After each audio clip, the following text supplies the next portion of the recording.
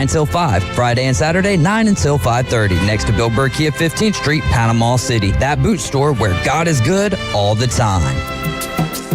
Hello, this is Rick Vosser with RV of Panama City, your local Stormore portable building dealer, located 2241 East Baldwin Road. Hey, we got the back-to-school sales on now through the end of August. Make sure you come see me. We can build that shed if you need to customize it. If not, we've got them in stock. RV of Panama City, your local Stormore portable building dealer, 2241 East Baldwin Road, Panama City. Are you hungry for authentic Mexican cuisine? Then come to El Rodeo Tequila Bar and Grill, where we serve up the freshest, most flavorful dishes on the beach. El Rodeo Tequila Bar and Grill, a great location, comfortable atmosphere, and happy hour from 3 to 7. Buy one, get one free, regular margaritas and 12-ounce house drafts. And you're going to love their lunch specials Monday through Friday from 11 to 3. Plus, live music Wednesdays and Saturdays starting at 5:30. El Rodeo Tequila Bar and Grill, Thomas Drive, across from the Navy base. College football fans, this is Patrick with Turf Pro Lawn and Pest Control. As toe meets leather to start this football season, don't forget about your lawn. Sod webworms and other turf-destroying insects are on the move. Before they can score a touchdown in your lawn, call Turf Pro Lawn and Pest Control to set up the right defense for your property. Turf Pro Lawn and Pest Control, where the yellow and blue trucks make your lawn green. Call us, local 890-5820. Remember, 890-5820. My muscles ached. I was tired all the time. My son had a full-blown asthma attack. It came out of nowhere. The unsettling thing about some symptoms is I had a fever and these terrible headaches. you don't always know what's causing them. It was Lyme disease from a tick bite. I had West Nile virus from a mosquito.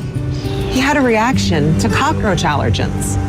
Threats to your health can come from unexpected places. Get the facts. Visit pestworld.org. A public service message from the National Pest Management Association. WGSX Lynn Haven, WVLQ Port St. Joe. Powered by Panama City Toyota, ESPN Northwest Florida. It's the next evolution of Sports Talk Radio. The biggest stories and the biggest reactions. Now. And now, we're taking... With the first pick. This is the last ball you got in the bag. The Inside Drive. From college to the pros. Interviews with the newsmakers, sports betting, your phone calls, and more. And now, The Inside Drive with Ryan Mulvey. Broadcasting from the Bill Kramer Chevrolet Buick GMC and Kramer Marine Outdoor Studios on ESPN Northwest Florida.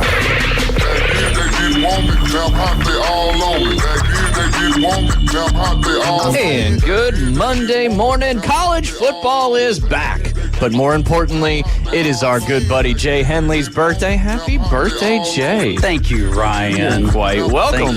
You're quite welcome. But yeah, college football's back. Yep. 104.3 in Panama City Beach, 101.9 in Port St. Joe. A lot of lightning last night, but it's supposed to be cooling down at night tonight, so I'm looking forward to that. You can watch, like, listen, comment, subscribe, share, follow, all those wonderful things on your home of the Mosley Dolphins football. But that is our social channels. That's Facebook, Twitch, and YouTube, Jay. Just search it up, ESPN Northwest Florida. And what did we learn last week? I don't think David was here when you came to this epiphany, but when you search up the free mobile app, where?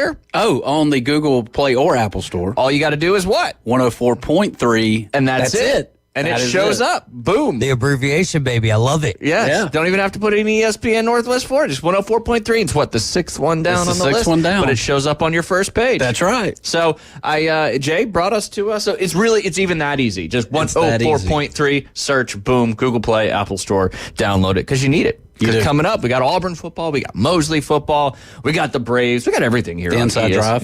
Well, that's true. We're doing that as we speak. But yeah, wonderful stuff going on here at ESPN at Northwest Florida.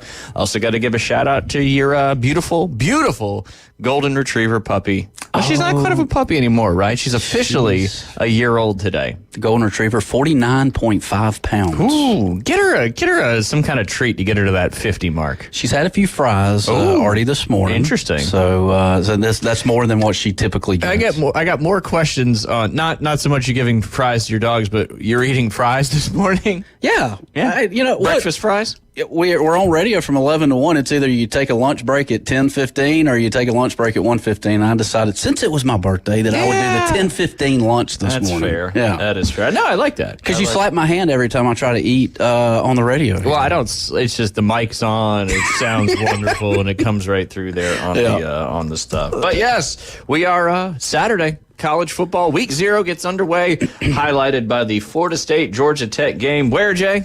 On 104.3 ESPN Radio. I don't know if that's actually true. Oh, never mind. Where is it located? Where? The game. Florida State and Georgia Tech. I know you slept three times since you answered. You did answer this. Oh wait, we're heading east across the Atlantic Ocean. That's the first time you ever said across the Atlantic Ocean. Normally you say across the pond. Across the pond. Slightly disappointed. But where across the pond is this game kicking off? Man, if I had to take a guess, maybe London. You got it right on Friday. Did I? You did. No, on Thursday. Paris. No, not Paris. I have no idea. Ireland. Oh, Ireland. Okay. You knew that. Okay. You knew that.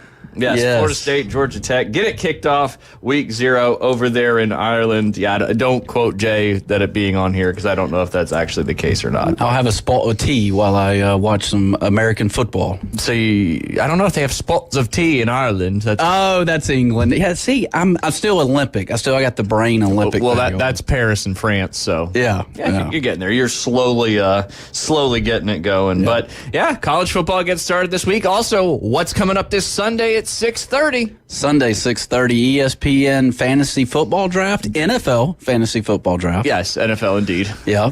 Trying to recruit my son to come and help me because I need all the help I can get Sunday. I need all the help I can get. Yeah. So, well, hey, he's more than welcome to come on out. All right. And we appreciate Domino's Pizza for providing some pizza for us there to kind of munch on, but BYOB right there at PCB Hobby. And as David's whittling down through all the participants, we do have some openings as we've had some people that have dropped off. So if you are interested in getting in, just reach out to David Hayes through our text line. Yeah, it's not as bad as what I was thinking. I think we're looking at about 3 spots right now. Again, like you said, great descriptor there, whittling it down right here. There's a lot to kind of go through, and of course life comes up, so not really surprised by this, but we are let's say that we're looking for 2 spots right now, just to be on the safe side. So if you'd like to play fantasy football with us, text your name and your email to 850-215-6290. The live draft, which you have to be there for. The key is being able to attend it live. Exactly. Just as Ryan mentioned, August 25th, which is this Sunday, 6:30 p.m. at PCB Hobby. Let's get there. Let's get there about 6 o'clock. So we can go ahead because I'll be there early or earlier than that. Try to have everything set up. I know with the Champions League, 16 teams, and I think we're missing a manager for that as well, so I'm gonna have to figure that out as well. Gotcha. Gotcha. You could probably put Mr. Fleming up to that task potentially. What do you mean? What do you mean a manager for the? Oh, we're missing one of the people from the Champions. I confused commissioner with manager. I'll be commissioning every. Yeah. Well, not technically, you're going to be... Yeah, inside drive. Exactly. But you got to do Coach James Helsley. Yep. So understandable. And Brian Haddad is going to draft with us, so that'll be a lot of fun. Absolutely. But like you said, get there early, get there by 6, so we're ready to go with the draft going live at 6:30. Because it's a Sunday night, and Liam's got a spot in the inside drive, so, we don't want to be getting him home too late. But it's going to be a lot of fun. What time do you think this will end? Sunday night. Our league will end earlier than the Champions League. Okay. In theory, as long as you're not sitting there, taking 2 hours to pick one pick. I'm thinking about, because it's at 6:30 and because no money is on the line for this, putting a 45-second. Yeah. You better be ready to draft. Completely fair, yeah. I mean, especially in the Champions League too. You got 16 or 15 that picks one I might in say between your auto draft. Yeah. No, I'm just kidding. Maybe 30 seconds. Right. But it gets down to the end. People want to make the perfect picks. But if you go back and look at your roster from what you started on with your draft and what you ended up with, you probably made a lot of waiver wire pickups and stuff like that. But that is coming up this Sunday. We are very much looking forward to that. Jay, do you have any poll questions today on your special day? Poll question? I do not. All right, I got one then. You got one? All right. Birthday. Okay. Cake. We'll do 3 options. Maybe if you can think of a 4th. Like regular cake, ice cream cake, cookie cake. Is there a fourth option? How about like Cupcake? Oh, okay, cupcake. I like that. I like that. I was going to throw in pie, but does anybody get pie for their birthday? Yeah, no kidding. So say that again. So regular cake, like your traditional whatever it is, red velvet, carrot, vanilla, whatever. And then ice cream cake, with the crunchies in the middle. And then cookie cake, or like you said, cupcakes.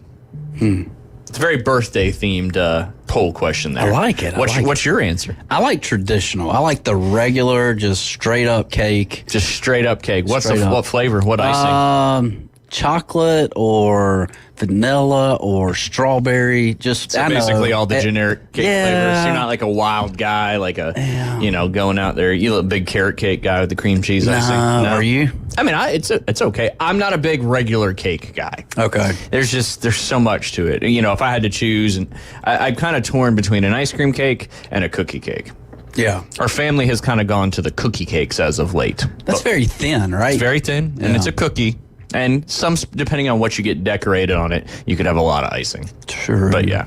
So you're a regular cake guy? Just regular, traditional. I'm guessing that's probably going to be what the poll question goes to, just the traditional cake. But, like cookie cakes, or not cookie cake, the ice cream cake's a close second. I'd always eat all the way down to the crunchies and then eat the crunchies at the end. Very OCD when it comes to that stuff. I can't remember the last time I've had a cake for my birthday. I think my 21st birthday was the last time I had a cake. Red velvet. Ooh, there you go. Velvet. And not really my choice or whatever. It's just what was made for me. It was pretty good. But if I had to choose, I'd probably go, my birthday's in January. So ice cream cake in January, depending on how the weather is around here, isn't maybe the best fit. But like a Reese's ice cream cake would be. Ooh, that's pretty top notch. That's going outside the box there. It is. I like it. Yeah. Taking it right up there at the old DQ. 1,500 calories right off the jump. Hey, but he's got a lot of energy. I need the calories, brother. Yes, absolutely. Oh, man. Kickoff Classics got underway this past week, and it was exciting for some teams and maybe not as exciting for others. But preseason high school football, typically the first half, you're going best on best. Second half, you start to work the backups and the JV in there as well. But kind of recapping the 5 teams here in Bay County, Mosley got everything kicked off with a 58-0 victory over South Walton. 58-0. They got out to a 29-0 first quarter lead. Mississippi State, LaCavion Jackson, he scored the first points on a 2-yard run, but just absolutely a great dominant performance there. They also had a senior block a punt leading up to a touchdown and secured an interception late in the first quarter. So Jackson had a fantastic kickoff classic there. And then over to Arnold High School, a little rumble out there. Yeah. No, it hasn't rained since August 6th, and here it is on your birthday, and we get a lot of lightning out there. That's a luck. Is it luck? I think it is. Okay. I think it is. It's like rain on your wedding day. Yeah. It's birthday. It's extra luck, actually. Extra luck. And then Arnold had a big first, the Griffin era is underway over there. We had Coach Griffin on Thursday, and they took down Booker T. Washington, and Booker T. Washington's also, in the soccer side of things, the big rival that knocked them out of the playoffs last year, and then they beat them this year at home. But great start there to the Griffin era. They were up 14-12 at halftime, despite a 13, and they scored 13 unanswered points in the second half. I think it was kind of the backup roles and then the JV action, but a lot of buzz over there at Arnold High School. The stands were packed.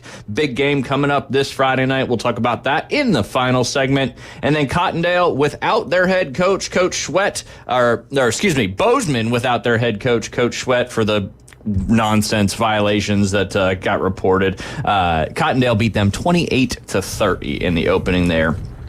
Bay High, kind of on the other side of the coins, unfortunately had to take on Niceville, the perennial powerhouse here in the Northwest Florida. They beat Bay 47-0. They had a chance early on to cut the lead down to 14-7 and dropped a touchdown pass. But, Niceville, tough football team there. And then Rutherford also got the victory in their kickoff classic, 41-33 over Freeport. North Bay Haven ended up losing to Jay, 26-16, getting the kickoff classic. Dang, Jay, didn't know you was that good at football, brother. Hey, I come out of the woodworks at times. Don't ask me.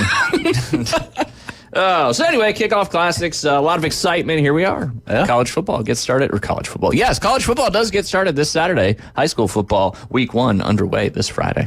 Do you think there's a big difference between high school preseason and, let's say, the NFL and college preseason? In what way? I don't know. I mean, talent, yes. Talent, Yeah. yes. I didn't know where you were going. I don't know. I was just curious. I think, but it's one game. So starters get a bunch of reps, and then you kind of start working in some other guys to see where everybody stands. Yeah. And very similar in the NFL, for sure, in that aspect, in my opinion. All right. Remember, I talked about it. What sport got back underway last week? End of last week. Oh, WNBA. You remembered that. I did. But you couldn't remember where the Florida State Georgia Tech game was. That's okay. That's okay. I'll give you a pass on that one. Thank you. Well, it got back underway, and it's almost like Caitlin Clark had the time, and even Angel Reese had the time to, it's their break. It was their first time. They go right from college into the WNBA. So it's almost like she got to be able to watch some film or something like that. But back on 8/16, she had 29 points and 10 assists, got the dub. And then yesterday had 23 points and 9 assists. Yesterday, with still 12 games to go in the season, she broke the rookie record for assists in a season with 225. The Fever have won 10 out of 15 and are currently the 7th seed in the playoffs. Their home attendance, Jay, is 16,955. That is average. That is highest in the league by far, and it's almost up 13,000 per game from 2023. For a little comparison to the Indiana Pacers, Jay, the Pacers averaged 16,526 fans in the same building. Wow. Now, the season is about half as long in the WNBA as in the NBA, so it is stretched out a little bit more there. But the question is, Jay, who gets WNBA Rookie of the Year? Caitlin Clark. You think so? Yeah. Okay. Yeah, originally it was kind of the Angel Reese kind of stuff going on, but Angel Reese had a huge game the other night. She had 19 points and 20 rebounds. She's the fastest player in WNBA history to record 20 double-doubles. 20 rebounds, Jay.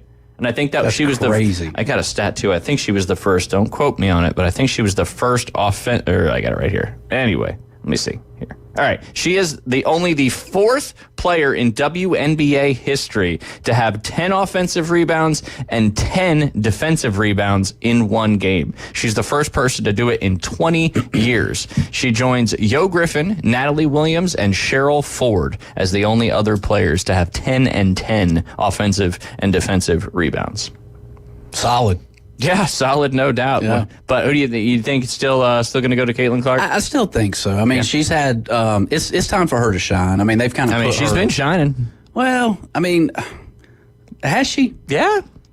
I don't know. It seems like the Reese girl always kind of gets a little bit more shine than she does, I feel like. Well, after this quick. Not quick. It was a pretty good break for the Olympics there. I mean, they just kind of come back with a vengeance. But the Chicago's not having as much success in the win-loss column there as the Fever are as they continue to kind of get better. I did Hard Rock's been getting me with these boosts, the 30% boost if you do a single game parlay, which is not easy to do. But man, I thought I had one yesterday. It was a single game parlay I just did Caitlin Clark, and it was to score over 19.5 points. Over 2.5 threes, and over 9.5 assists. Well, she ended up with 23 points, 3 threes, but 9 assists. Oh my gosh! 1 assist short of hitting that one. Unbelievable. I know, but that's how it goes. Hard Rock's just been tricking me. They're throwing me all these 30% boosts, and I'm betting on stuff I normally wouldn't, and it's not winning a whole lot of them. Every once in a while, I sneak one in there, but yeah. So good WNBA action going on. They got about 12 games left in the season, right before the NBA gets underway. We got some NASCAR racing going on. Right now. Right now. Because it got rained out yesterday? Yeah. Michigan had some showers moving south. And how big is the Michigan track? Because I did watch a little bit of that initially. It's 2 miles, I believe. Is it? 2.5 is Daytona and Talladega. It didn't seem like it was very big because they were really slow. Super wide. Okay. Yeah, very super wide. You could probably go 5 or 6 wide at Michigan. Because they seemed like they really had to slow down in the curves. Is that because the banks were a lot not banked. Well, it's the fastest racetrack, on the circuit. They reach 200 miles an hour right into turn one, and then they lift. I was actually watching a little about it yesterday. They lift off the accelerator and go about 185 into the turn. So, yeah, I mean, it's non-restricted. It just looked that way. Yeah. No, but that's happening now, though, I believe. Hopefully the weather's holding out there. I hope so. So it's non-restricted plate racing. Non-restricted plate, Gotcha. yeah. So it's kind of your favorite. A lot of speed, but they'll get spread out a lot more than they do at Daytona and Talladega. Gotcha. I saw there was a couple guys that were like a full lap down early on in the race. Did they get it going yesterday and then had to call it, or maybe I was watching? Maybe it was previous year's coverage. Okay, it may have been. I was looking at Hard Rock too at the same time, and the guy that was in the lead was the favorite to bet. So, and I think they ran like 50, 60 laps. They finished stage one, if I'm not mistaken. Okay. Yeah. Okay. And I think they had like 5 laps to go in stage 2 or something like that. Yeah. Did you see any of the golf action over the weekend? Man, I did. Did you watch a little bit of it? I watched a little bit. I paid attention to it, I should say, but I didn't watch as much as probably I normally would have. Well, when Matsuyama made the turn onto his last 9 holes, I mean, he was 7 shots up or something like that. And then he went on to birdie, I think 12 or something like that, and then he went like bogey, par, double. But by the hole 15, 16, I think he only had a 2-shot lead. Yep. Coming off of 15, I think he was actually behind at that point. Yep. I believe Victor Hovland had the lead, but then in Matsuyama fashion, he birdied 17 and 18 to get his round back to even par, and I believe win by 2, if I'm not mistaken. Yeah, over Xander Schauffele and your boy Victor Hovland. Scotty Scheffler right there, though. Again, he finished at 14 under par and solo 4th place. But yeah, FedEx Cup's down to 50, Jay. Wow. And then so next week, and then the week after is the Tour Championship. Yeah. We got the BMW Championship going on this week. I believe that's out there in Colorado. New venue, I think, there for them. But Tom Kim, and I think if I remember right, his last few holes, let me see if I can pull that up real quick. He was the 51st person. So he's the first one out. And you know who was the first one in? First one in. Or the 50th person? Oh, who was that? The Ryder Cup captain. Oh. I can't remember. Come on, you got this. I can't. You got this. Ryder Cup captain. Oh, Zach Johnson. No, God, no. He was our last one, and he was a disaster. Oh, our one coming up. Yeah. Who is our Ryder Cup captain? You got this. He got snubbed from the Ryder Cup last year. Oh, man. I don't know. Keegan Bradley. Oh, yeah. So Keegan Bradley is the 50th one. So the reason why the 50 is huge, because that gets you into all the signature events next year. So the top 50 nowadays on the PGA Tour is huge for what you can win. But yeah, just real quick before we take a break, Tom Kim, he was 51st. Yeah. This is how he finished his round on 16, 17, and 18. Bogey, double. Ooh. And I think they wanted to interview him right afterwards, and he was not a happy camper. But I can understand why. That's for sure. But we got to go ahead and take a quick break here on Jay's birthday. You're listening to The Inside Drive live here on ESPN Northwest Florida. Take ESPN Northwest Florida with you everywhere you go. Anytime, any place, anywhere. The sports talk and live play-by-play doesn't have to end when you get out of the car. The ESPN Northwest Florida app streams your favorite sports talk hosts and the biggest games in ultra-high fidelity. This is of utmost importance in travel. Take the sports talk monster with you anywhere you go. Available for Android and iPhone. Use it anywhere or any place. Good morning. This is Joanna with your latest forecast on ESPN Northwest Florida. For this afternoon and evening, sunny and a high of 92 with wind 10 to 15 miles per hour out of the west. Clear skies tonight, a light breeze and warm near 78. Sunny and 92 tomorrow.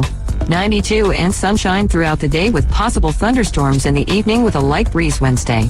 This is your Monday's weather brought to you by Earthworks of Northwest Florida.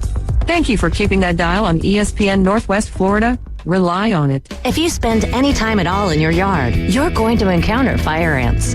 We know they can ruin a party. That's why we're this area's experts at fire ant elimination. As your certified top choice professional, we will rid your yard of these unwanted invaders. Brock Pest is so sure they will get rid of fire ants that they offer a 1-year guarantee. Enjoy your yard fire ant free. We guarantee it. Give us a call for your free consultation. Brock Lawn and Pest Control. Our family protecting yours since 1968. Dak Cajun Place is your LSU and Saints football headquarters. Saints and LSU fans, wear your team colors and score a free Jell-O shot when your team scores a touchdown. Only at Dak Cajun Place. Get $5 pitchers on select draft beers during all live football games. Catch all the games at once with the NFL package on 27 large TVs at Dak Cajun Place. And the best wings on the beach. The locals' favorite, Dak Cajun Place. From the fairway to the rough. Was hoping to squeeze in 9 holes before this rain starts. From the greens to the bunker. Certainly, Your Eminency. It's the Inside Drive with Ryan and Jay from the Bill Kramer Marine and Outdoor Studio.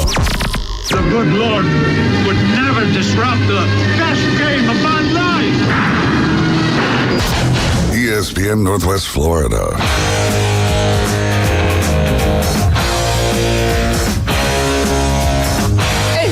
We are back. You're listening to the Inside Drive live here on ESPN Northwest Florida, your official station for the Atlanta Braves on the Gulf Coast. That's 104.3 ESPN Northwest Florida. I normally do it in the first segment, but I'll do it here in the second segment. Braves playoff watch, Jay. Really? Yeah, I mean, that's what I've been Really? Yes, Really? Yes, that's what I've been doing every show since, I think, Wednesday or Thursday of last All right, week. so there's still a chance, is what you're telling me. Yes. Okay, If you all right. paid attention to the show at all, you would know. Not really any movement, though, in the wild card race, as the Atlanta Braves are still 2 games ahead of the New York Mets. But they are 6-4 in their last 10 games, including taking 2 out of 3 against the Angels. Now they get back to a, looks like it's a 6-game homestand starting tomorrow night against the Phillies and then the Nationals. Huge homestand against the Phillies, as they are currently, how many games back do you think of the Phillies they are? 6 maybe? Or no? It depends. Let me take a gander. 7. They're hanging in there. They got it as close as 6. But hey, if they can take all 3 of these games against the Phillies, they're going to put a big dent in that lead, but also hopefully continue to keep their wild card lead up. Did you see where the Hawk Tua girl threw the first pitch at the Mets game on Friday or Saturday? Yeah. Do you know what ball she threw? No. Or what pitch? Just a spitball. Yeah. Nice. Brum-bum. He was angry that I got it because it was really out there.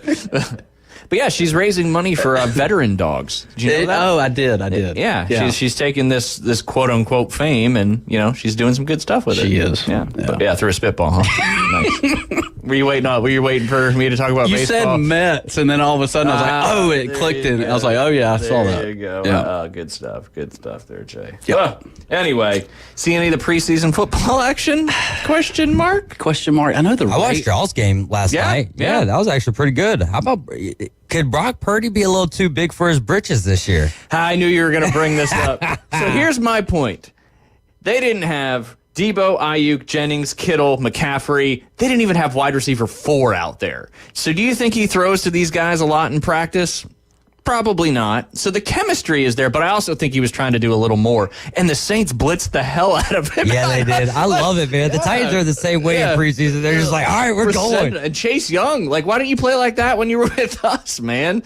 But yeah. He was still getting his bearings. Yeah, there you go. He's back he's in New Orleans now, and he's ready to rock. But no, I preseason, how it is. You put a little too much into it. But no, and they, Josh Dobbs looked good. It was nice, and it was kind of cool to have Fox back on. That kind of makes you feel like it's coming, because a lot of the NFL Network coverages are like the local coverage of those teams, and you just don't see that during the season. But yeah, a lot of preseason. Every team was playing, including 2 last night, as David mentions. The Niners did beat the Saints 16-10. Again, preseason really doesn't matter too much, especially now that the Ravens streak has been broken. How about Denver and Green Bay? Matt LaFleur was a little disappointed in his team's effort yesterday, only scoring 2 points. Jay, how do you get 2 points in a football game? That'd be a 2-point conversion. Or safety. Yeah, fair enough. Fair enough. Okay, That's fair. That's fine. I'll give it to you. Yeah, come on. There's 2 of them. I'll give it to you. Yeah. But in order to have a 2-point conversion, you got to score a touchdown first. True. Yeah. So when I said they won 27-2, it was the safety. Give me a break. It's my birthday. I did. I said I'll give you that one. Normally I wouldn't, but I would. But yeah, Bo Nix having a strong preseason, trying to make his name to be the starter there of the Denver Broncos, and he keeps playing pretty well. And he played so much college football, that he's probably had more reps in college, high-level college football, than really any of the other quarterbacks that have come out in recent times, because I think he played 6 full years in college. So the speed of the NFL obviously is faster, but it's preseason, but he might be, he's given Sean Payton a real reason to make him the starter over Jared Stidham and Zach Wilson. Also, David was knocking Brock. So he wasn't knocking Brock. No, I wasn't. Bringing up a comment, but Overreaction Monday, man, and that's all they were talking about. Like, I if you know, watched ESPN God, afterwards, I had to Tim turn- Hasselback on now with is Brock Purdy going to be ready for the upcoming season? Yeah, sorry, he couldn't get a corner route completed with Trent Taylor. Like, who's Trent Taylor? The only reason I know who Trent Taylor is because he's a return specialist. But anyway, the Saints brought the heat against him, and then Josh Dobbs, they kind of backed off. But it's fine. I understand. It's not going to happen with the 49ers as long as Brock Purdy stays healthy, right? Yeah. But I just root for Josh Dobbs, man. I really do. Yeah, what do they call him? The astronaut? Maybe so. I mean, he did work. He did an internship for NASA, which means he's a smart guy. Yeah, and he can play football. And he can run. That's a dime a dozen. And speaking of dimes a dozen, we were talking about Brock, but Danny Dimes may need to be calling him Danny Nichols there, Jay. And again, it's preseason, but why is he called Danny Dimes? Danny Dimes, because it rhymes. Oh, okay. Because he throws dimes. Does he? But not in the preseason game. The first 5 drives of the preseason for Danny Dimes, he was 11 of 18, which isn't bad, 138 pass yards, which isn't bad, but he's thrown 2 picks and a pick 6. Oof. Giants in trouble? Yes. Or is it preseason? Trouble? They're in trouble. Capital T? I'm sorry, Giants fans. I don't really know a whole lot around here. Now I know a whole lot, growing up, because you're up there, people were either Jets or Giants fans. But but yeah, Danny Dimes, not a great preseason. But again, it's preseason, so you really just can't put too much weight into it. Jay, the Raiders named their starting quarterback. Do you know? There's no way in hell you know who it is. But let's have a guess. The Raiders. The mustache. Okay, here, I'll give you a hint. Okay. It was between Aiden O'Connell. Is there another one? Well, that gives you a hint. So it was between Aiden O'Connell and Gardner Minshew. Who they named the starter after. Is it Minshew? It is. Minshew has been named QB1 for the Las Vegas Raiders. Who'd they play over the weekend? It seems like I watched that game for a minute. A brief minute. They played the Cowboys. The Cowboys, okay. Yeah. I got you. Cowboys, they smoked them, but preseason. Good stuff. But yeah, Minshew. What do you think? You like that? I like that. Sure. He's kind of been the journeyman guy filling in for people. He played a lot last year with the Colts when Anthony Richardson went down. So I think it's good for Gardner Minshew, the field general, getting out there and still making some stuff happen. But did you see Patrick Mahomes, the behind the back pass? Behind the back? Yeah. And when you listen to his interview afterwards, he was mad at Travis Kelce for running the wrong route, so he threw a behind the back pass at him. Did he catch it? Yeah. And he got like 6 or 7 yards. Whoa. Yeah. See how I'm downplaying it? Yeah. It was pretty cool, but I'm not impressed. That really, man, if you think about it, when you watch that, if Travis Kelce doesn't catch that, then it's still cool and all, but it's not like that was a perfect pass. No, or anything you like had to that. kind of go down. Exactly. So, hey, but it's the preseason. Yeah, that's what you can do. I hope that they incorporate this somehow, in the regular season, or instead of doing whatever that play it is that they've done to win the last 2 Super Bowls, boom, this is the new one. If you win a Super Bowl like that, bye Tom Brady. Like, it's all about Patrick Mahomes from here on out. Yeah, no doubt about it. And then of course, who's the Bears quarterback, Jay? Everything's a quiz. I know he's not going to get it.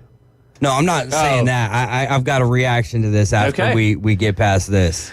Yeah, I don't know. Number 1 draft pick. Caleb Williams. There you go. Yeah. David, let us have it. Now listen, the guy is incredibly talented. He's athletic as all get out, but ESPN is, or all of these sports networks are kind of overhyping and over marketing here, because you sit there and you watch the one where he had the little spin out, breaks out of a tackle. Like, I didn't see him really even get close to getting tackled necessarily right there. Might have had a hand on him. Yes, he threw a 45-yard dot right there. Good stuff. Also, he was 6 of 13. If we do the mathematics on that, that is less than 50%. His co-partner, his backup quarterback, Trevor Badgett, was 7 of 8, threw for more yards. Again, preseason, all that good stuff. But I'm just... I know he's talented. Oh, no and doubt. to me, it comes down to, is he going to be able to lead the Chicago Bears? That's going to be the most interesting part of it all. But I just got to pump the brakes on this because everyone else is just so hyped on him. And I could be very well in the wrong. And I'll accept that when the time comes. Just like with Wemby, right? I'm on the Wemby train now. But with Caleb Williams now, it's like, look how good he did. And I didn't watch the game or anything, Well, right? I did watch the beginning of the game, Yeah. and like his first 2 or 3 drives, he looked terrible. So I watched the highlights, and you would have thought that he maybe threw 1 or 2 incompletions. I go back and I check the box score, and I'm like, what is going on here? So we'll see how it goes. I just got to pump them brakes. Yeah. Yeah. Was it Caleb's dad that we talked about last year that said, hey, look, I want him on a great team? Yeah. Yes or no? Well, he went number 1, so yeah. I think he was he got over himself. I got you. But yeah, I mean, that's the thing, man. Preseason, they got nothing else to talk about, so they want to throw shade at the ones that should be, just balling out. But it's preseason, and then they want to just lift up these guys that are on these pedestals because they don't want to be wrong. They want to be right about all these guys. Right. But we won't really find out till the season gets underway because preseason NFL football versus a regular season game, you can't really even compare the two. No. Not at all. Not at all. It's the preseason is for your rookies and the guys that have been in the league that are trying to make that 53-man roster. That's what it's for. Well, there's too many eyes out there preseason where too many scouts and too many people watching till you got to play a good hand of poker, right? I mean, you can't show your cards like in week 1 of preseason, right? Yeah. I mean, no, that's why a lot of teams pull, and kind of part of it, but fun nonetheless because at least we're watching some NFL football on there. Tua Tagovailoa had some interesting comments about the difference between his last 2 head coaches. I don't have the quote in front of me, but to kind of sum it up, basically the difference between your boy, who's your boy, the Dolphins coach? Oh, yeah, Mike, oh my gosh. Think of Howdy. Oh, McDaniel. Yep. Yes, thank you. Yep, thank absolutely. And Brian Flores, he said it is the complete opposite. He said with Brian Flores, it just, wasn't working really well. He didn't feel the jive. He just didn't get comfortable. But now that he's with McDaniel for a couple seasons, he's got confidence. He feels good about the offensive schemes and, kind of throwing some shade there at Flores. But good stuff. Love to see the Dolphins. I know. Get 11 wins this season. 11-5. Yeah. There you go. There you go. Division winners over your Buffalo Bills. Yes. You still got time to switch teams before the season starts. I'm switching over to Miami. Whoa! Just right now. Just like that. Just like that. All right. Yeah. Interesting. Let's go. You're staying in the same division. Yep. I like it. Let's go. You're just you're staying in the AFC. Uh-huh. No more NFC. No more. Well, you left the Falcons, and now the Falcons are getting loaded up with all sorts of people, and the Bills are just. But yeah, they got Matthew Judon. I don't know if they've officially signed him yet, but there was another team. I forget which one it was. I read it this morning that had offered the same trade package as the Falcons. So the Patriots let him decide, and he ended up choosing the Falcons. I want to say it was. I can't remember off the top of my head. I read it. But it left. It just left out there, Jay. Can't wait to hear Keith Fleming's rants throughout the season, I'm sure. I don't know, man. The more I kind of look at what the Falcons are doing, you don't think they're making great moves on defense too, and yeah, you might become a Falcons fan next year. Yeah, they could. I mean, they could easily win that division, in my opinion, as long as everybody stays healthy. When you leave a team like that, right? I've never experienced this because I've stuck with all of my teams through thick and thin. Now it's never been as thin as what the Falcons have really been through, so there is that. But when you leave a team like that, I find it hard to believe that if the team starts having success again, like let's say that the Atlanta Falcons make the playoffs and then boom, they win in the first round of the playoffs. I find it hard to believe that a former fan would still not be partial or maybe even heavily rooting for that team in the event that they start having success again. No, not going to do it. Just not gonna do just it. curious. Just curious. Not gonna Jay's so unique though, in compared to every other fan I've ever met. Very fair. You kind of do. Am I a fan? Yeah.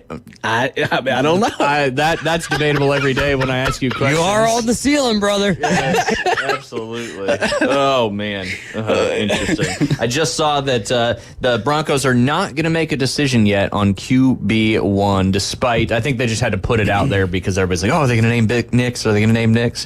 What do you think, David? Do you think Nix it becomes a starter out there? Man, it's interesting, right? Because Bo Nix has the better mobile capabilities, but then Jarrett Stidham kind of showed last night that he's got a little bit of that as well. Yeah. I think that the safer pick here is going with Bo Nix, right? I think that he's mature enough. I think that he fits exactly what Sean Payton and the Broncos want to do with the quick passes and everything. Jarrett Stidham's still going to fight for the job, but I do think that they wait until, last minute and Bo Nix is named the starter. I think that's the direction that they go, but hey, we'll find out. Yep, 23 of 30, 205 passing yards, 29 rushing yards, and 2 touchdowns for Bo Nix. Broncos ran a really cool goal line play yesterday where they motioned out of the backfield and they had multiple levels, kind of almost like running that Chiefs play, but with multiple levels, pretty much impossible to defend. That was just a cool play to see. Cool play to see. But also some other news today. Colt McCoy, do you remember which university he played for? He was Longhorn. Yeah. Look at you. Yeah. See, I feel like if we live like 15, there's a sounder. Got to for that one. Yeah. Absolutely. I feel like if we live like 15 to 20 years ago in college athletics, that's like your honey hole. Right. That's about right. Yeah. But he's officially retiring at the age of 37 after being in the NFL for 14 years. Kind of bounced around a lot as a backup, but had a lot of significant playing time as well. So, Colt McCoy, congratulations on your retirement. I don't know if that's what you say, but congratulations on your retirement, because I do know you get some residuals there from the pension in the NFL. All right, we got 2 minutes. I want to ask you this. What do you think about the U.S. flag football quarterback, Darrell Doucette? He thinks it's very disrespectful to assume that NFL players will take Olympic team spots when the sport debuts in 2028. He said, I think it's disrespectful that they just automatically assume they're going to be on the Olympic roster in 2028.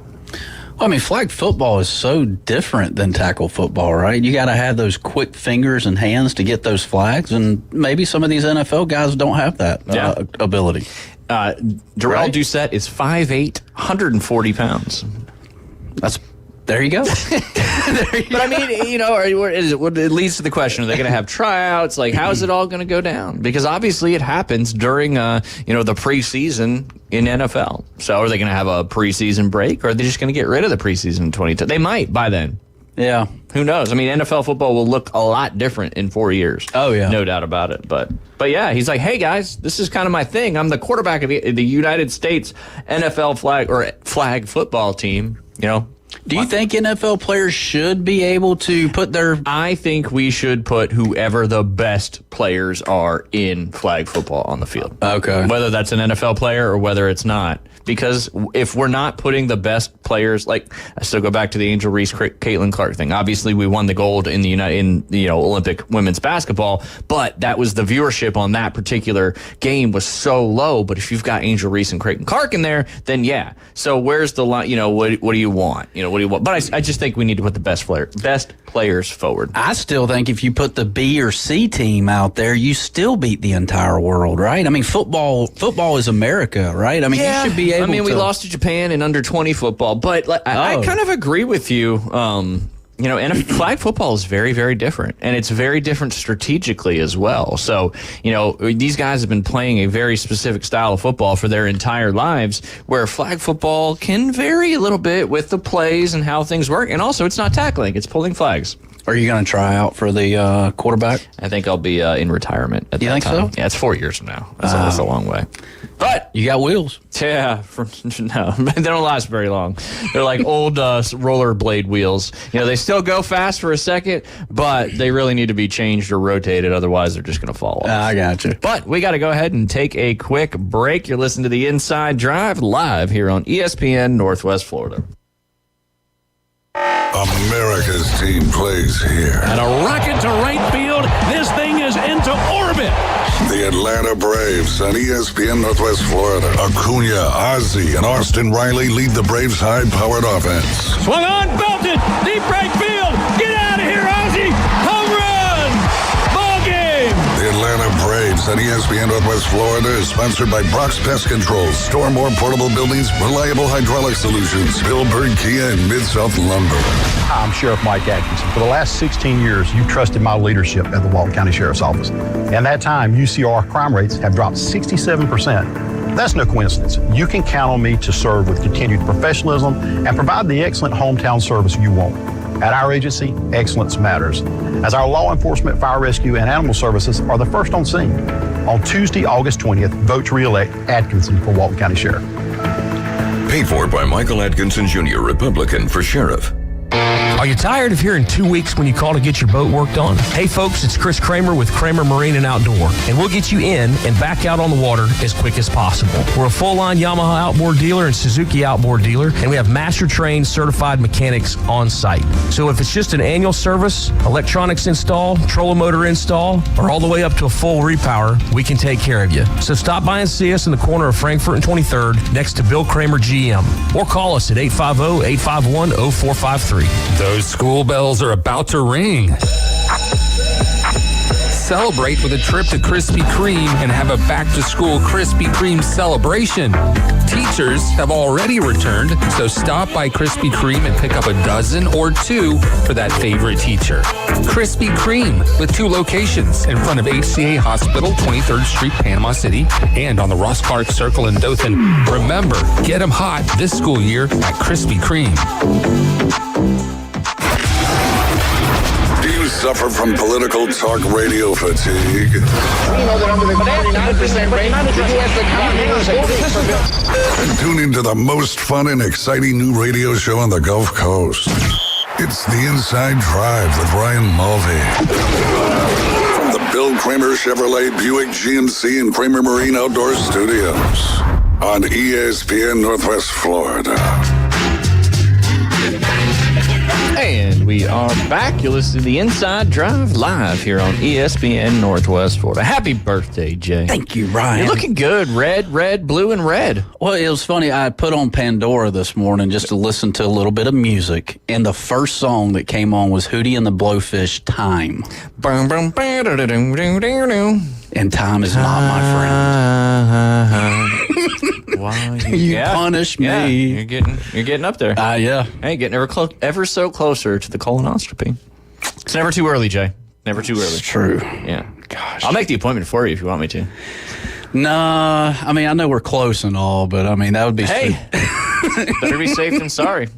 I know. I was going to wait till 45. Ooh, sweet. So we will schedule you one on August 19th next year. We'll do the radio show live from the place. Don't they kind of like they don't put you all the way under, but they. I think so. I think some of them do. Okay. I mean, I don't know. Yeah. I've never done one, but you definitely. You're getting close too there. Not as close as you. Not as close as you. That is for sure. Oh goodness. Did you watch any of the Little League World Series? I did not. I've been telling all sorts of people about the 1999 team from right here in Panama City, making it all the way to the final. Obviously, they didn't end up winning the whole thing, but winning the U.S. is pretty special, that's for sure. They've been plagued a little bit by rain as well. The loser bracket, you've got a couple teams that have been eliminated thus far. You've got the Canada team. They have been eliminated. They were eliminated by Mexico. There's been, again, some weather delays, but the Southwest team has moved on to I guess that would be the quarterfinals, but they haven't lost a game yet. So actually, no, they came out of the loser. It's very complex, this bracket. Okay. But we're looking pretty good so far. You know, we got some team. I think the team out of I actually watched a good bit of it when it was not in weather delays. Are we in Williamsport already? Oh yeah, we talked about this last week, John. Well, I didn't know if we were still in different sections. No, we've been in Williamsport since the 14th. Okay. Yeah. All right. Which was last Wednesday. Last Wednesday. Yep, absolutely. Did you know that? I want to know where this major league game is played. There's got to be like a minor league ballpark or something like that close by to Williamsport, because the Detroit Tigers came to watch some of the games yesterday, and then a bunch of the little leaguers went and watched the Detroit. I forget who they played. Watched them play as well, but it was pretty cool. Yankees and Tigers. That's right, and I think the Yankees won. Yeah, Jazz was like in the stands with the kids. Yeah, that was awesome, man. Well, it's got to be like Go Tigers. It's got to be right down the road, right? Yeah, it's trying to look that up exactly what it is in Williamsport. Yeah, okay. Which I thought was pretty cool. Second time that they've done that. That's so neat. I believe second time, yeah. It's a neat experience for the kids. They come, yeah, it's just cool stuff. Oh, yeah. It's cool stuff. And, you got so many. No, 2017. I was tripping. I don't know why I said second time. Well, yeah. Second time you remember. Yeah, second time that I remembered. Been doing it for a while. I remember that first time they came off the bus, and like the kid, you could see their faces. They did that yesterday. It was crazy. Absolutely. Yeah, absolutely. But yeah, I mean, what a cool experience for the kids, not only to make it there, but then to have that incorporated in it, and we'll keep you updated as we get to where everybody has been eliminated there, because it is, and you can just go to check out littleleague.org and you can pull up the bracket and see what everybody's doing. But fun stuff going on. That is historic Bowman Field, which is home of the Williamsport Crosscutters of the Collegiate MLB Draft League, and also served as a minor league ballpark for years. Excellent. The Crosscutters. Interesting. Wonder what that mascot would look like. Crosscutter. Yeah, probably a freshly cut patch of grass. That's what I Not was just a thinking. patch of grass, but beautifully by a dad wearing New Balance. There you go. And white tube socks and cargo khaki shorts and a short sleeve button down. Gotta have that grain, that grain's gotta go up and right back down. That's the key. It's hard to do that with Bermuda grass, though. Hard to stripe Bermuda because the leaf blade's just not as wide as your rise, your fescues, your bents, all those things. I was listening to Kisner yesterday talk about how the PGA Tour puts the hole locations right on the edge of those grain, up grain, down grain. Yeah, you see that a lot where it changes color right where the flag is. Yeah, and the Kiz was really getting all over the PGA Tour officials yesterday about putting crazy pin locations, and I can see that. Yeah. I mean, and these guys are still, I know we were just talking about Little League Baseball, but these guys are still 18, 19 under. It's crazy. It's crazy at the hole locations and everything. They're it's ridiculous how good they are. That is for sure. But I got I don't know if it's a new venue for the FedEx Cup, but they're out there at like Castle Rock Golf Club or something like that. Okay. So out there in altitude. So we'll see if they can make the adjustment for that. Yep. All right, Jay. This is going to be the most wins and losses by decade since the 1970s. Let's see how you can do. Maybe I'll give you some hints. None of us is going to get this one in the 1970s. You might get the winning team in the 1970s with 103 wins. That would be, guess. Are you pulling it up on your phone? No, David Hayes just removed me from...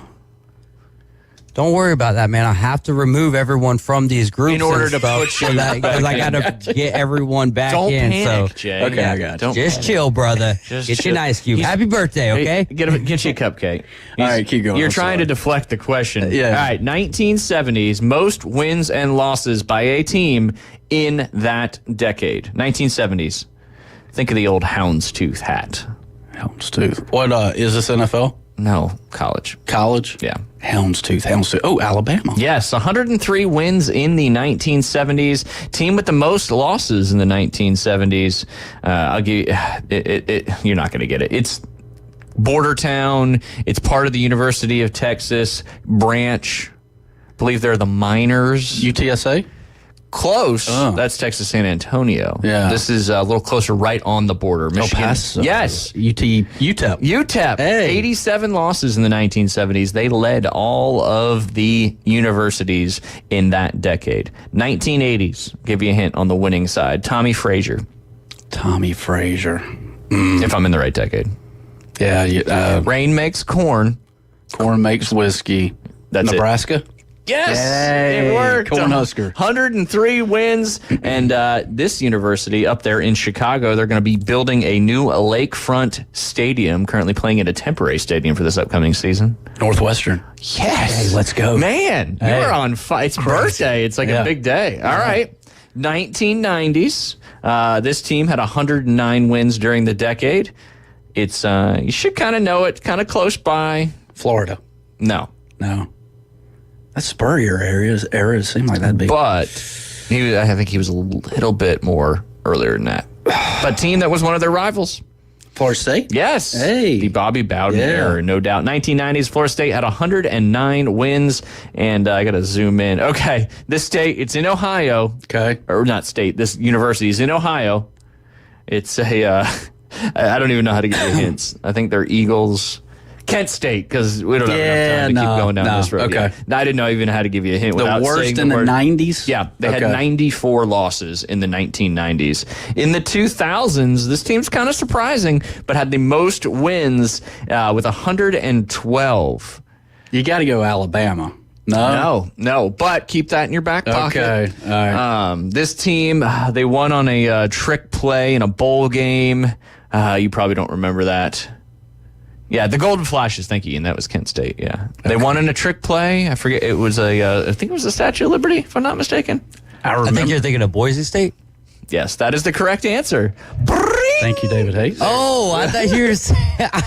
That's okay. It's okay. My bad. Because my next one was going to be the team that has blue turf. Oh, I would have maybe said Coastal Carolina. So I was just foreshadowing for Jay. Yeah, absolutely. You're just you're helping them out. I'm like 50% here, 50% over here. Yeah. You got stuff to do. All right, this team had the most losses in the 2000s with 97.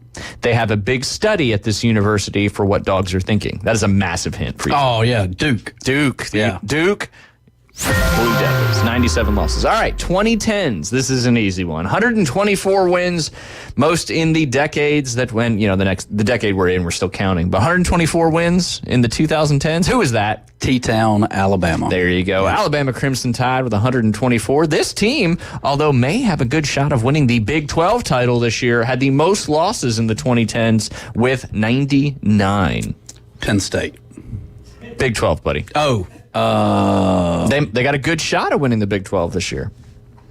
Don't know. I can give you hints. Basketball school, that's a big hint. They're almost a football school. Kansas? Now. Yes, Kansas. Kansas, Jayhawks. Yep, Kansas Jayhawks. Who's their new coach? Don't know.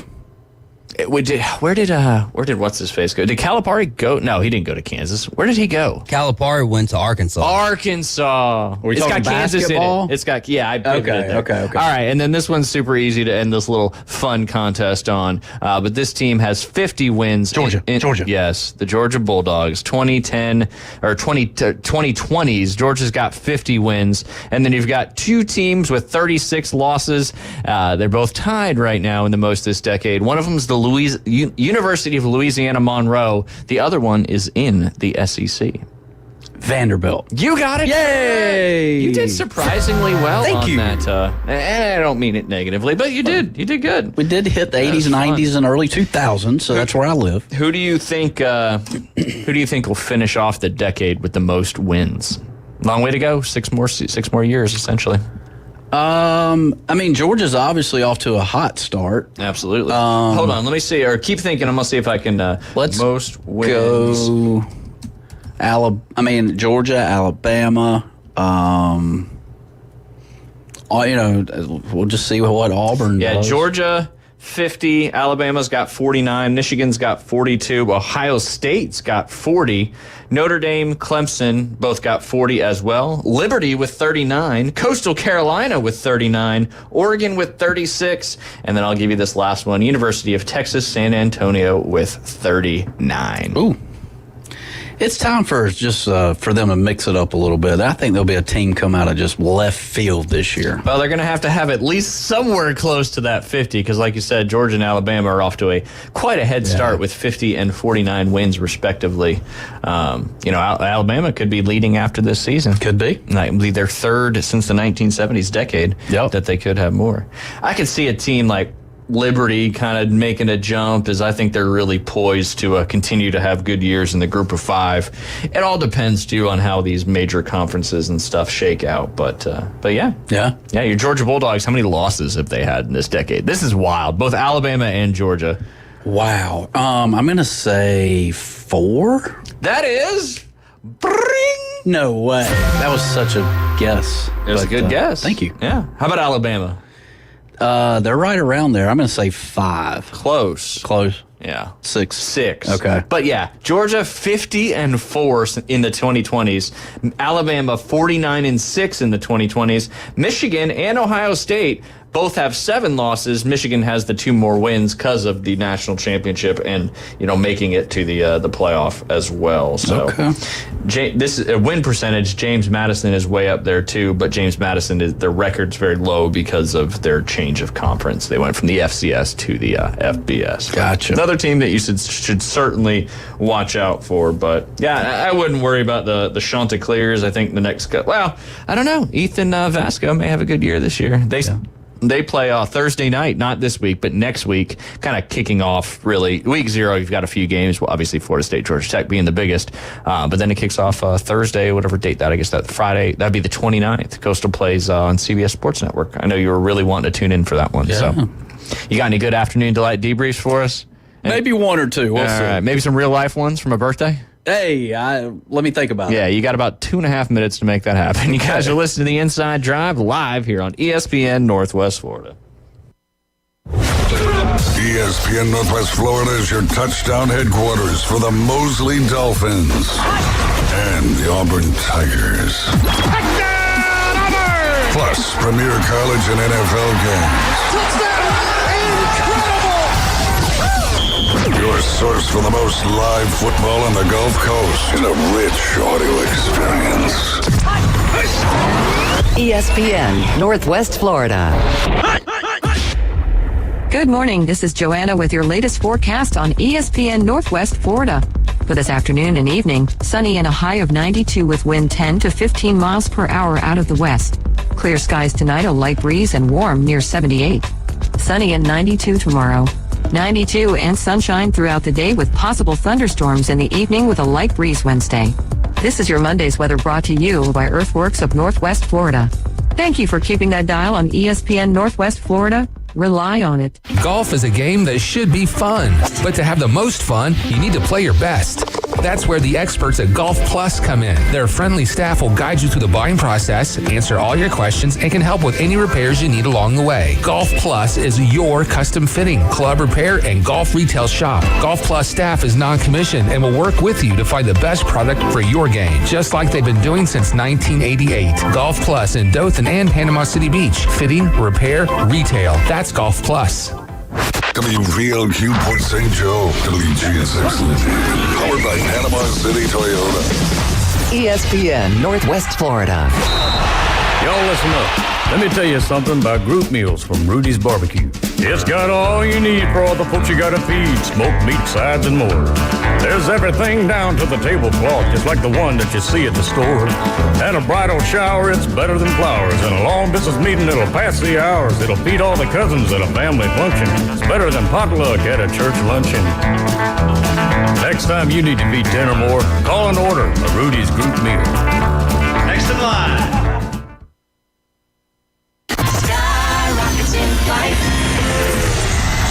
And now, the afternoon delight debrief with the 3 degenerates from the Inside Drive. Live from the Bill Kramer Chevrolet Buick GMC and Kramer Marine and Outdoor Studios. Afternoon delight. ESPN Northwest Florida. Sky rockets in flight. Afternoon delight. And welcome back. You're listening to Inside Drive live here on ESPN Northwest Florida. 104.3 in Panama City Beach, all of beautiful Bay County. 101.9 in Port St. Joe, along the beautiful Forgotten Coast. It was lit up last night by that lightning. It was, did you wake up? Yeah, about 2:30, 3:30. Yeah. And then it kind of faded, but we hadn't had some rain. I think August 6th was the last time we had rain, so nice to get a little bit. It didn't probably rain as much as we'd like, but got a little bit of dampness out there. But the ground's crunchy. It is. Ugh. It is. It's been firm for a while and warm. But hey, maybe we'll have a little bit more today. But then it looks like those dew points are going way down. 75 tonight, I believe, is really with very low humidity. Ooh. Still going to be hot during the day, but a little bit drier. So it just feels a little bit better out there. But yeah. And Jay, as you discovered, the free mobile app inside the Google Play or Apple Store, you can just punch in 104.3, and it shows up on the first page of searches. Yes, it does. Number 6 on the list. Number 6. It's that easy. don't tell me. I mean, ESPN Northwest Florida, 104.3 ESPN Northwest Florida is a lot to type. I understand that. So all you got to do is type in 104.3. If I can do it, you can do it. No doubt about that.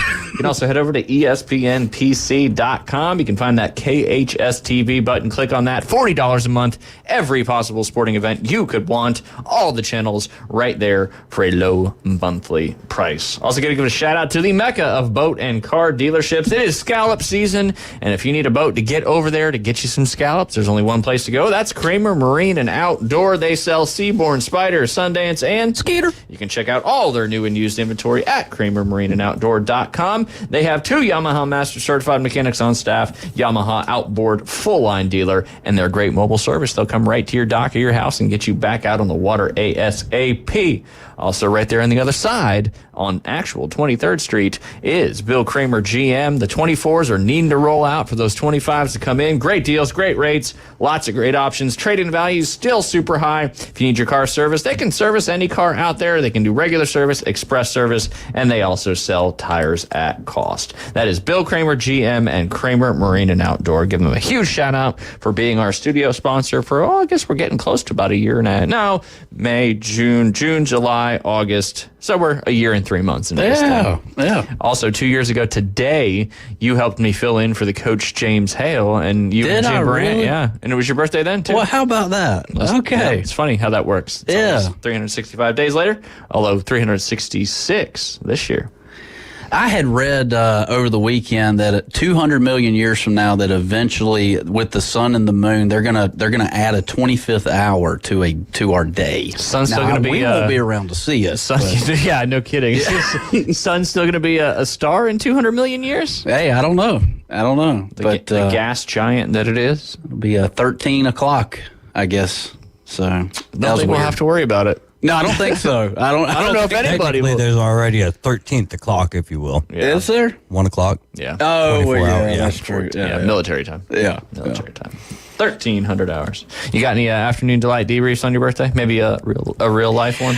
I mean, I just threw this right out of left field here. I went out to eat. I'm not going to say the establishment I was at, but anyways, this establishment had ran out of baked potatoes last night, and I was with my kids, and they definitely have the people watching that I have as well. But to see the disaster that happened with a group of folks next to us was absolutely amazing. They were upset about the lack of potatoes? Oh my gosh. So then they went sweet potato. Oh right? Man. So they stayed in the Spud family, but went to the sweet potato. But all HE double hockey sticks went out whenever the salad came. No, the sweet potato came before the salad. No. Oh, and it was just insanity. Why didn't the sweet potato come with the meal? I just know that the sweet potato come out before the salad. Anyways, every person at the whole entire establishment that worked there, waiter, waitresses, were all on this group of people, right? I mean, like, they were coming up, is everything okay? Is everything okay? And so finally, this one dude coming, like the dude that's going to make everything better. He's like, you know what I'm saying? You got that one guy, right? Yep. You know, got the big old smile on his face. The manager. Yeah. And he goes, this is compliments of us. Here's loaded cheese fries for the whole entire. Which is, a potato. Yeah. And would you like that? Would you, and they're like, I mean, they're already disgusted by this point, right? And I'm thinking. Because of a lack of a baked potato? Yeah. And whatever. I figure I can pivot and make another side decision, but that's just me. But anyways, I watched a movie back in the day called Waiting, and it is that with Ryan Reynolds? Yes. Yeah. And that wasn't. I guess that was a long time ago, but yeah, there was one chef on that movie that said floor spice is really nice, and I am not eating those loaded cheese fries. Yeah. I mean, if you're preparing my meal, I'm going to be like, I'm a nice person, but I'm going to be super nice to you if you are preparing my meal. Yeah. Yeah, people who are rude have no idea what's in their food. And you can pretend like it's not happening. But I've been back there in the kitchens. I worked there for a while. And for people who think that it doesn't happen, keep thinking that. because that is not the case.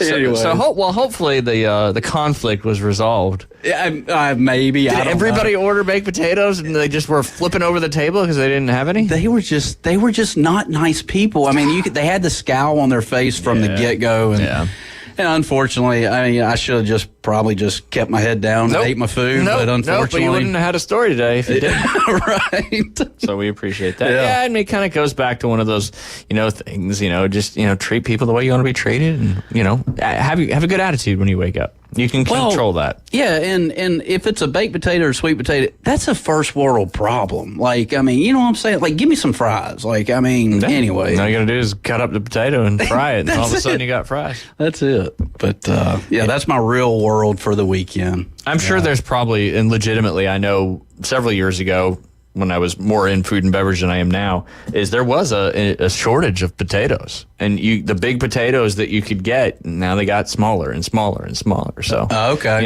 there's probably it's tough. It's tough ordering nowadays because of how expensive and the short supply of everything. Sure, and that's one entity's fault. But we're not going to get into that. That was good though. You got any birthday afternoon delight debriefs, like a birthday memory that you may have? Birthday memory. I mean, your birthday's only once a year, so. No, I mean, I know my 85-year-old grandmother listens to us from 11 to 1 every day, like religiously. I mean, every day. You need to give her more shout-outs. I know, and I love you, Granny. Granny. Okay, I was going to ask. What the salutation was. But I do remember how special she made my birthdays back in the day, and I at this point in my life, being 44 years old, you do remember more. It's not about today's birthday. Yeah. It's all about the ones in previous past. Yeah. So, she always made it pretty special. Good stuff. Yeah. Good stuff. Granny Henley. Or Bennett. Well, Bennett, Granny, and Granny Henley. Yeah, they all, yeah. You can't leave it out. There you go. Yep. All right, I got this one's not really, it's kind of interesting. It's from mypanhandle.com. It came out a few days ago. Actually, last Friday. It was updated on Saturday. But the Space Florida CEO announced Tyndall Air Force Base designated as a spaceport territory.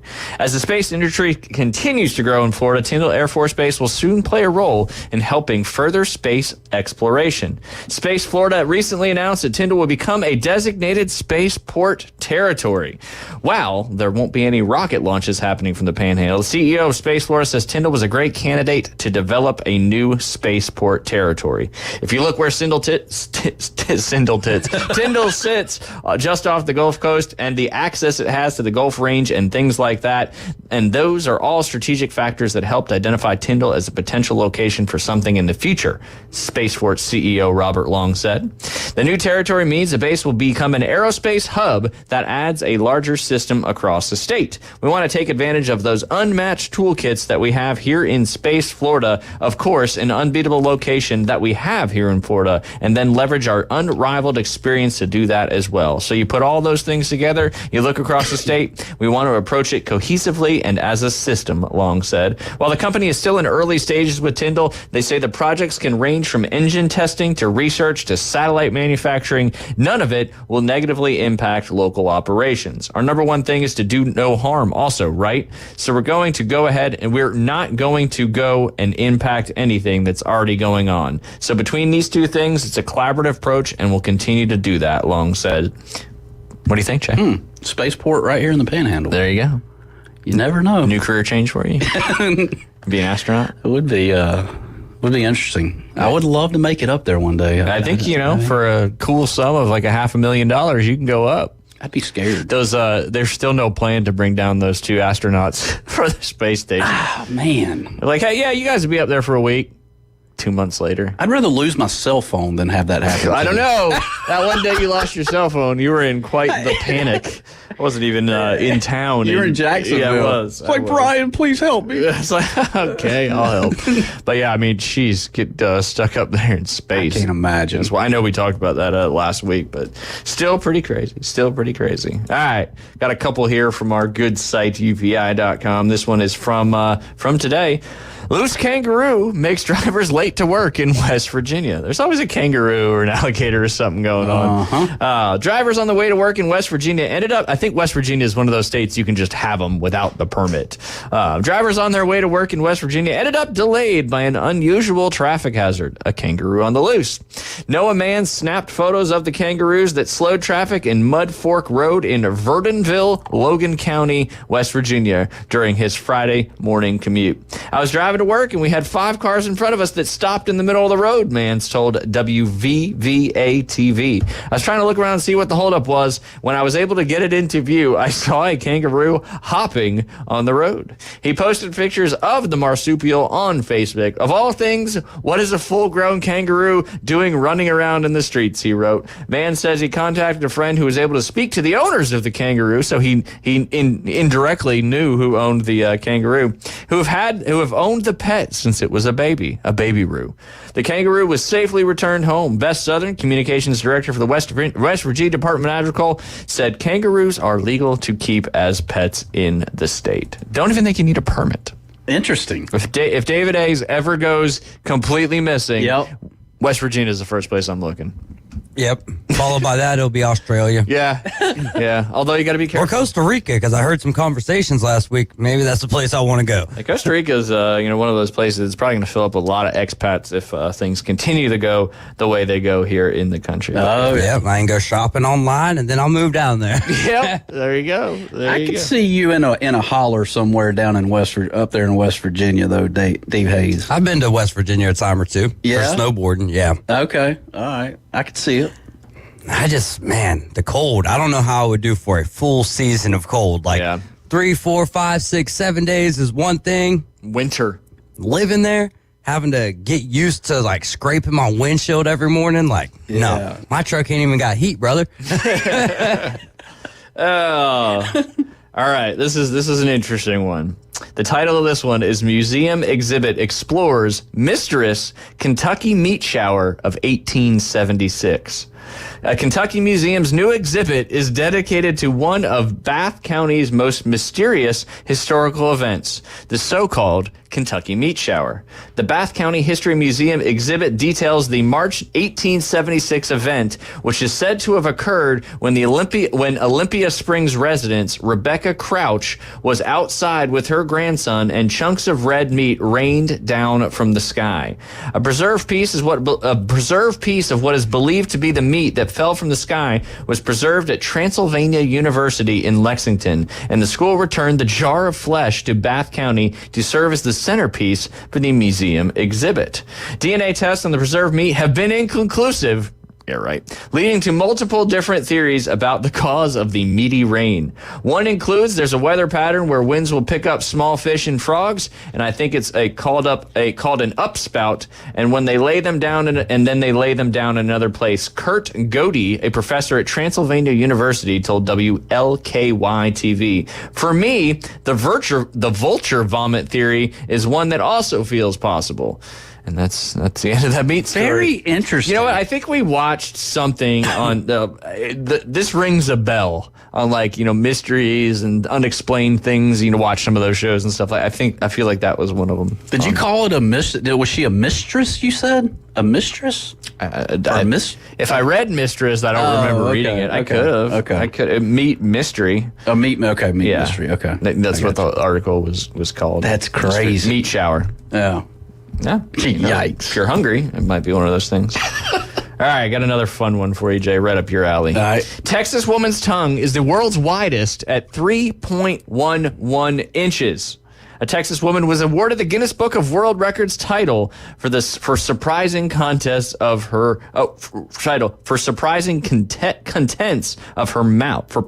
I'm an idiot. No. Surprising contents of her mouth. A 3.11 inch wide tongue. Brittany Lacayo told the record-keeping organization she decided to apply for the title after learning about the former record holder, Emily Schlenkler, whose tongue measured 2.89 inches wide. Lakayo's tongue is exactly as wide as the average length of an adult woman's tongue, 3.11 inches. Her tongue is actually wider than it is long when measured from the epiglottis, the flap of cartilage located behind the tongue. It's neat and kind of funny, Lakayo told the Guinness Book of World Records. The male version of the record belongs to American Brian Thompson, whose tongue measures 3.49 inches wide. You're getting tall. Gotta have a big mouth if you're gonna have a big tongue, I would think. But yeah, no, it's interesting. It's interesting. There you go, Jay. Get you a little. That's your birthday present there, Jay. Just gotta get out to Texas. That's all. But yeah, Everything's bigger in Texas. including tongues. No doubt about it. Oh. I guess I'll just keep going. Hey, you got any more? The only thing I'm looking at is a Cybertruck that's backed up to a laundromat, right? and somebody just tweeted or whatever, priorities. Like, I mean, you would think if you had a Cybertruck, you would have a washer. Yeah. Like, come on, people. Maybe it's broken. It could be. Maybe. It could be. Yeah. But yeah, you know, if you own a Cybertruck, maybe, you know, they went all in on the Cybertruck. Yeah. They're like, maybe they live in the Cybertruck. They could. Trying to function, but it is a little strange. Those things are weird looking. Yeah, you know, there's a few of them floating around. They are. Yeah. Yeah.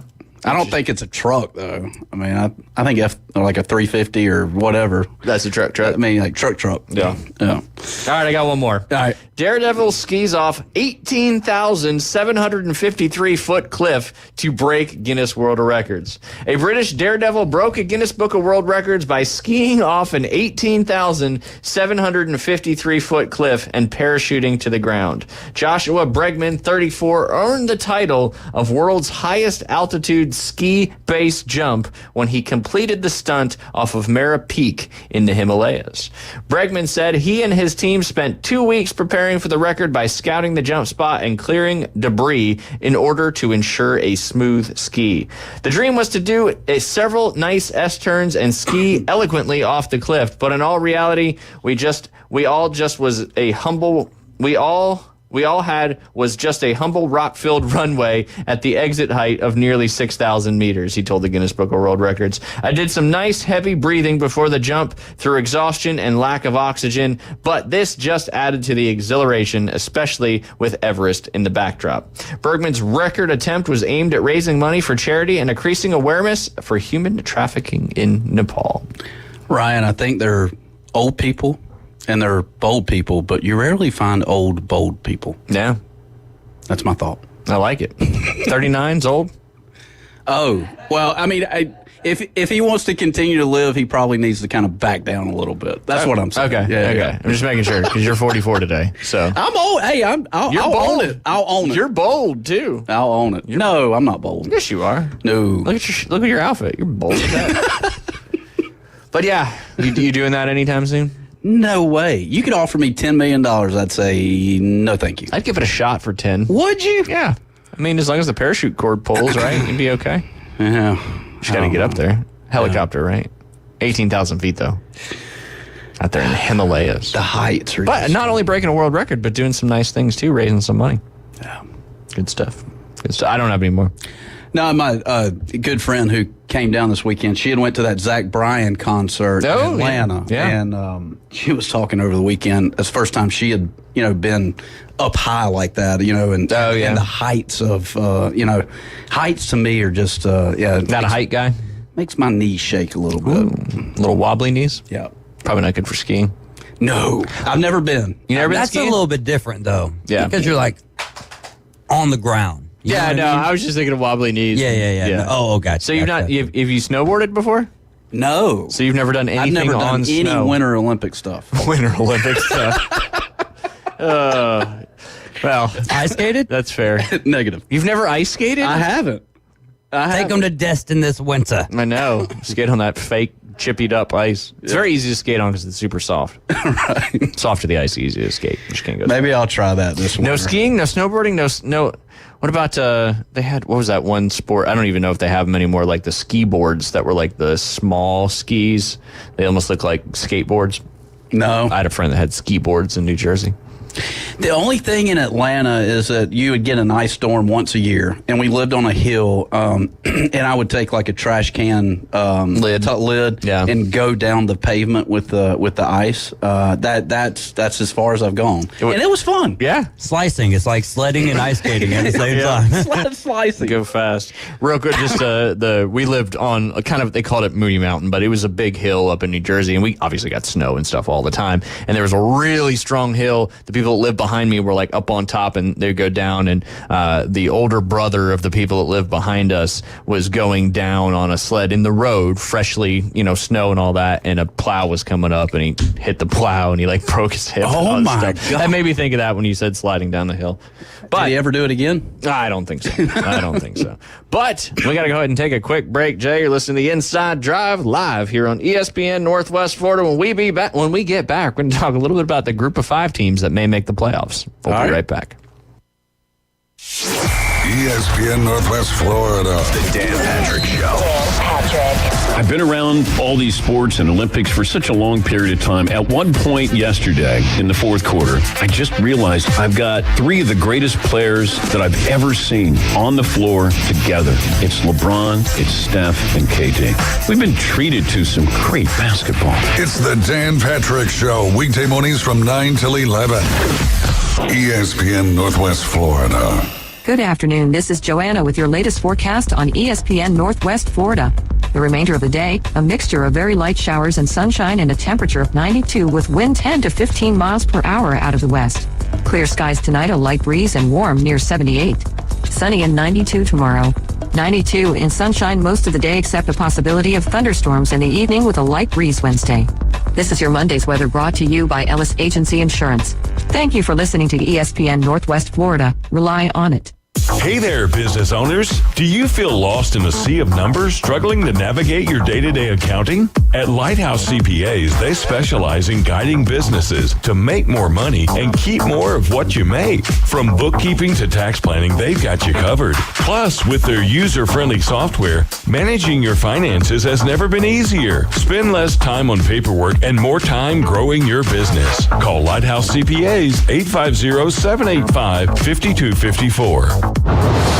Are you a veteran who served offshore of the Republic of Vietnam between 1962 and 1975? Blue Water Navy veterans and their family members may now qualify for compensation and survivor benefits for health conditions linked to herbicide exposure such as Agent Orange. To learn more, call 1-800-749-8387 or go to va.gov and search Blue Water Navy. Brought to you by the U.S. Department of Veterans Affairs. For the Inside Drive with Ryan Mulvey and Jay Henley. This man is destroying golf. Broadcasting live from the Bill Kramer Chevrolet Buick GMC and Kramer Marine and Outdoor Studios. You may be right, but our ratings are up and we're attracting new youthful sponsors. ESPN Northwest Florida. And welcome back. You're listening to the Inside Drive live here on ESPN Northwest Florida. You're home for the Auburn Tigers, Jay. Mm-hmm. You excited? Yeah. Saturday, college football underway. Technically like 5 days away. Is Auburn playing this weekend? No. There's only a few games this weekend. Oh, okay. And the main one is the Florida State Georgia Tech game. But then starting, like I said, not this Thursday, but next Thursday, then you really get kicked off in college football. So no football games this Thursday night is what Okay. Nope. Saturday, that Georgia Tech Florida State game, I believe, is an 11 a.m. kickoff our time from over there in Ireland. All right. But we got to get to our college football picks for the playoff. We're going to do teams 5 and 12 today. Okay. We've already done our. You still got your paper? Probably. In your portfolio there? Amongst you got a lot of papers in there. I do. High school golf season ramping up. It is. First match this week? Tomorrow. Holy crap. I thought it was the 21st was your first match. Wow. Tomorrow's a match, huh? In our 2-round qualifying for Arnold Marlins, Ethan McGregor came in with a 74. Ooh, solid. So it was their best score out of the 2? Yep. Brady Lent, 77. Ooh, nice. Gavin, let's see, hold on. And then third is Gage Williams at 87. And then Bo Williams at 89. Wow, 4 guys under 90. Yeah. Nice. Yeah, it's pretty good. That's solid. So we'll see. It's golf kicks off tomorrow. 5 counting 4. 5 counting 4, or actually 6 counting 4. 6 counting 4. Yeah. Wow, a couple options there. Yeah. So that takes a little pressure off the 5th and 6th player because, their score, or really the 4th, 5th, and 6th player because, you got a little more wiggle room there. You don't have to necessarily count, if your 4th and 5th player have really bad scores, you don't have to count. One of them. County Championships October 15th at Bay Point. That's a Tuesday. You might have to think about doing a live remote out there. We did last year. That was a lot of fun. Josh Latch stopped by for that one. He That was did. a good time. And then real quick, the 2A District Championship was confirmed this morning at Panama Country Club. Oh, cool. So where, the District Championship's Yep, it's always been in Pensacola. Yeah. So it's here this year. Wow, right Yeah. down the road. Yep. Nice. But anyways. I'm assuming you play some matches there as well. So that's good. Always good to play the district course as much as you can. I would assume regionals probably in Lake City, Florida. Okay, Lake City. So you go about the same distance east, a little further than Tallahassee, about 45 minutes past Tallahassee-ish? About, yeah. But then that's 4A, right? That's region or 2A. 2A. Oh, your golf's 2A? 2A. Huh. Yep. I still don't understand how you can be in different classifications for different sports, but I don't either. You just go where they tell you, and then Howie in the Hills is state championship this year. Always is. Yep. Always is. Fun. Hopefully, maybe you guys will make a shot down there. There's a chance. There's always a chance, but I think a really good chance this year. And maybe you'll be hoisting a district trophy. That'd be fun. That would be cool. Be fun. All right. Who do you have? Real quick recap. Who do you have for 1, 2, 3, 4? I've got Georgia 1. Okay. I have Ohio State 2. Okay. Utah 3. Okay. And FSU 4. Okay. David Hayes, do you have yours? Look at he's got it at the ready. Yeah. I've got Georgia at 1, Oregon at 2, North Carolina at 3, and UCF at 4. Ooh, I like it. At UCF at 4. And did you see where the College Football Playoff Committee said they were not going to use conference champions as tiebreakers going forward?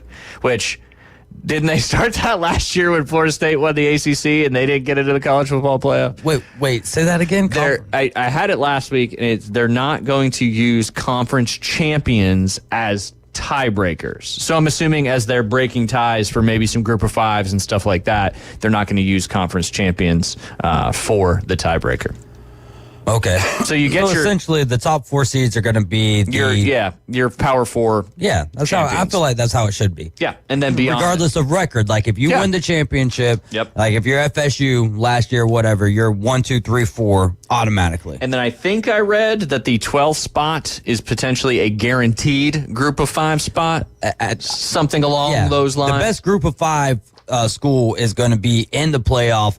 Depending on where they're ranked, if they're ranked at 13 or below or whatever, they'll be right there at 12. Gotcha. But if they're they happen to be higher, then absolutely. who knows? Then there could be more. But so if a no-name team, I don't mean them. God, you're throwing so much shade on 75% of the country. I'm sorry. It's okay. But it's your birthday. We forgive you. But a team that goes undefeated, that is maybe a not so no-name team, that they have no chance of being in top 4, right? Am I saying is this correct? Because you're going to be your top 4 conference champions. Yeah. So likely it's going to be your SEC champion, your ACC champion, your Big 12 champion, and your Big 10 champion. But they have potential to get in this top. There's 12. Yeah, absolutely. Okay. And I was going to mention the reason why I'm kind of foreshadowing here. This is from SI.com. It's from College Football Headquarters, ranking the 10 Group of 5 college football playoff contenders. Jay,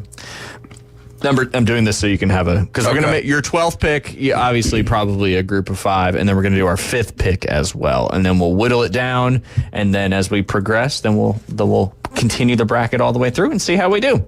Okay. Number 10 on the list, Miami of Ohio. They give them a 3% chance. They won 11 games and a MAC title last year. The Redhawks bring back just enough talent to do it again. They despite losing wideout Greg Larvardian and back Rashad Amos, the offense still boasts great receiver skill and is good enough protection to keep the unit intact. Linebacker position is very, very good, but there are spots to patch up in the secondary. That is Miami of Ohio.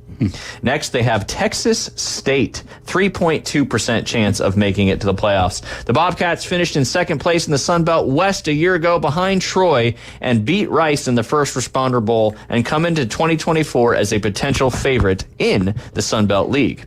Behind a strong rushing attack that returns a lot of experience and burgeoning secondary unit, Texas State also scored transfer quarterback Jordan McLeod in a major coup. Next, just up the road, about 2.5, 3 hours, maybe 3.5 hours north of us, Sun Belt Conference team, Jay, can you name it? Troy University, 5.1% chance of making the playoffs. On the face of it, the Trojans are in rebuilding mode after losing their head coach, quarterback, lead rusher, top receivers, and most of their defensive production.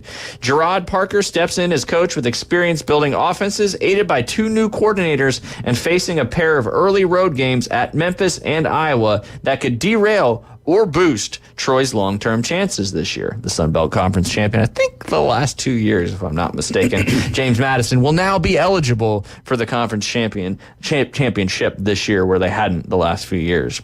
Next on this list, 5.9% chance, that is the Bulldogs of Fresno State. A year ago, the Bulldogs won 9 games, including 2 wins against Power 5 competition Purdue and Arizona State, and both of those on the road. While the defense took a step back last fall, Fresno State's offense returns 8 starters and projects to run the ball well with Malik Sherrod behind a very solid front line. Current odds say this is the second best team in the Mountain West. Next on this list, Jay, from New Orleans, Tulane. Hey, look, you're on fire for your birthday. You really came to play today. Yep. Number 6, Tulane. They give them a 6.2% chance. While the reigning AAC champions lost their head coach and starting quarterback, John Sumrall comes in from Troy to lead the program. And he brings on Oregon transfer quarterback Ty Thompson to steer the offense. Other contenders in the group of 5 will challenge Tulane for the auto bid, but the Green Wave should stay in the AAC title race this year. Number 5. Asheville, North Carolina. Not UNC Asheville. Not Davidson. No. That's Davidson, North Carolina. Oh, is it? Yeah. I thought it was right there near Asheville. UNC Asheville. I just said not UNC Asheville. They have a beautiful campus. Beautiful campus. Baseball fields right there in the mountain. You got this. I got this. The Mountaineers.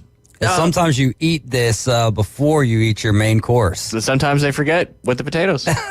Georgia Southern used to play them all the time in football. They're Coastal Carolina's nemesis. They beat Michigan however long ago. Appalachian State. There it is.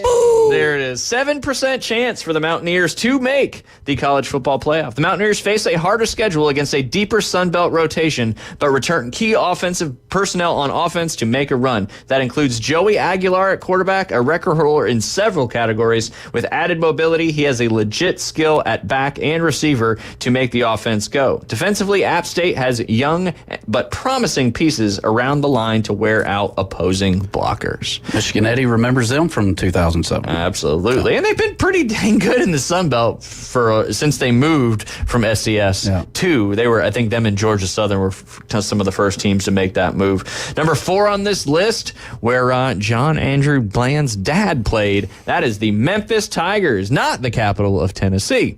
7.9% chance to make the college football playoff. There's a ton to like about the Tigers' returning offense, loaded behind quarterback Seth Hennigan, college football's 4th most productive passer a year ago, and he gets back a major receiving talent like Rock Taylor and Demir Blankumsey. But Memphis AAC title hopes could hinge on a defense that regressed last year, particularly against the pass. Number 3, Liberty. 9.6% chance. The return of quarterback Kadon Salter alone, he's fantastic, puts the Flames into potentially in the driver's seat for the group of 5 spot in the expanded college football playoff. Salter scored 43 all-purpose touchdowns a year ago and had better rushing output than many running backs, amassing 1,064 yards.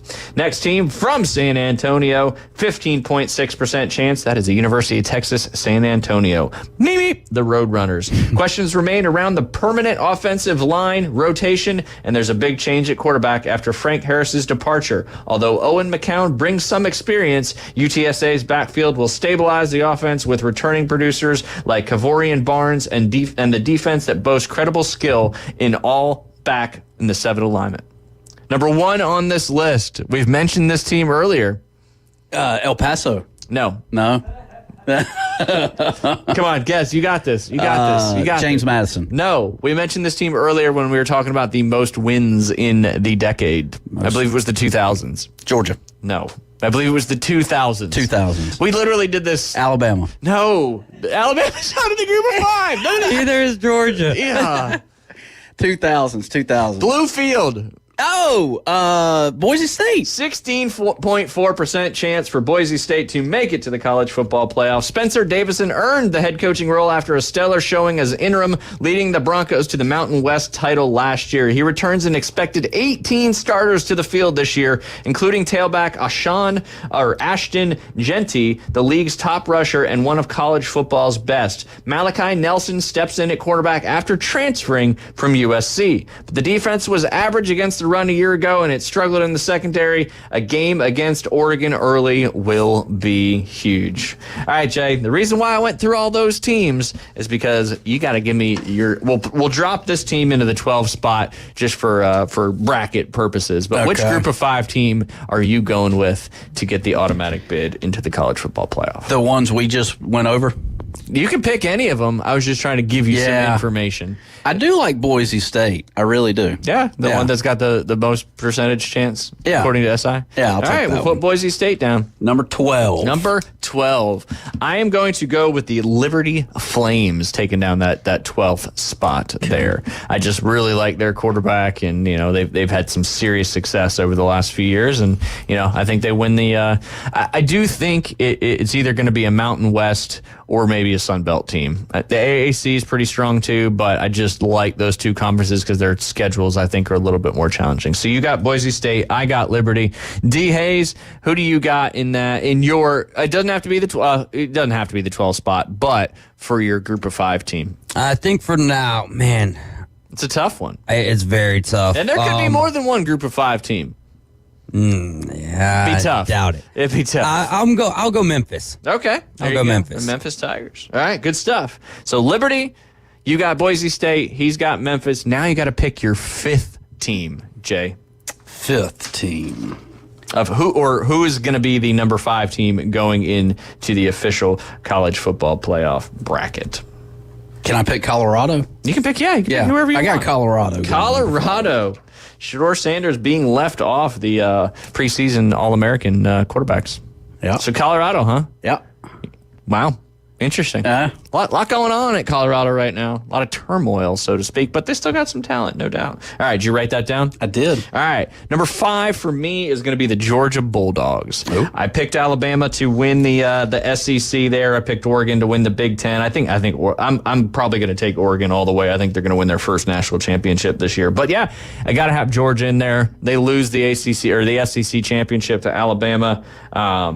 So yeah, I got Georgia coming in that 5th spot. So in my bracket, Georgia will be playing Liberty. Okay. So you got Boise. Who you got? I got Colorado and Boise State. Yeah, that'll be a home game there for Colorado. All right, David Hayes, who do you have hanging out in the 5th spot of your bracket? I've got the loser of the SEC championship game, Alabama. So you just got it the opposite of me. Yeah. Yes, sir. I got Bama beating Georgia in the regular season, and then Georgia giving them some payback in the SEC championship. Absolutely. If I were to back look at the history, I think that probably happens, I don't know, more often than not when they've played each other in the regular season and then went on to play. Or maybe that was the SEC and then the college football playoff. I don't know if they've ever played each other like in the regular season and then in the SEC. I think I was thinking game. I was thinking SEC championship and then college football playoff. If they did, maybe it was 2011 or 2012. Yeah, a while back. Yep. But not anymore. They're going to be playing quite a bit now. Quite a bit, Jay. You got it? Yep. Locked in? Yep. All right. We'll continue this exercise throughout the week and get it down to your national champion. Ooh. It'll be a lot of fun. Mm-hmm. All right. When we get back, Jay, we're going to preview some of the big high school football games coming up this week. Just letting you know, kind of teasing it, getting it going. And then, of course, we've got to get to our Tennessee win-loss for the season. You guys are listening to The Inside Drive live here on ESPN Northwest Florida. We'll be right back. ESPN Northwest Florida. Colin Cowherd. Almost 20 million people watched that gold medal win. And what's amazing about Steph, you still don't think he's great? He doesn't qualify as an all-time great? You just look silly doubting Steph Curry. Take out Magic Johnson. He is by far and away the best point guard ever. Only Magic is close, and Magic couldn't score like this. The Herd with Colin Cowherd. Weekdays, ESPN Northwest Florida. Hey folks, Chris Kramer with Bill Kramer GM. And the best place to listen to the Inside Drive with Ryan Mulvey is inside a brand new vehicle from Bill Kramer GM.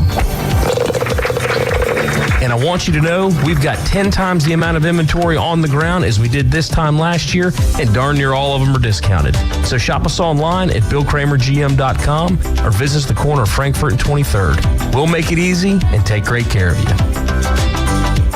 Los Rancheros has been doing it right for 20 years. Los Rancheros brings a top-shelf dining experience to you with the opening of their beautiful new building. Watch all college and pro games on Los Rancheros' 14 large-screen TVs with great drink specials daily from 2 to 5 and during all the games. Los Rancheros, the place for live sports and great food on 23rd Street between Jenks and Harrison.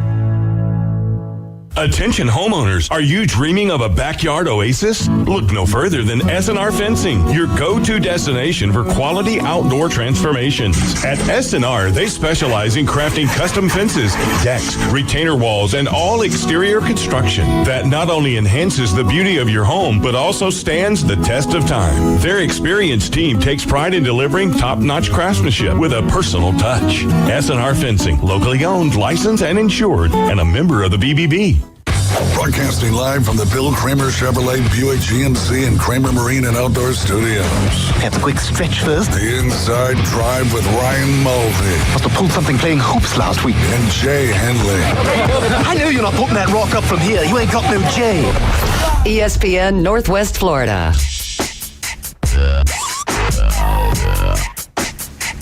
And we are back. You're listening to the Inside Drive live here on ESPN Northwest Florida.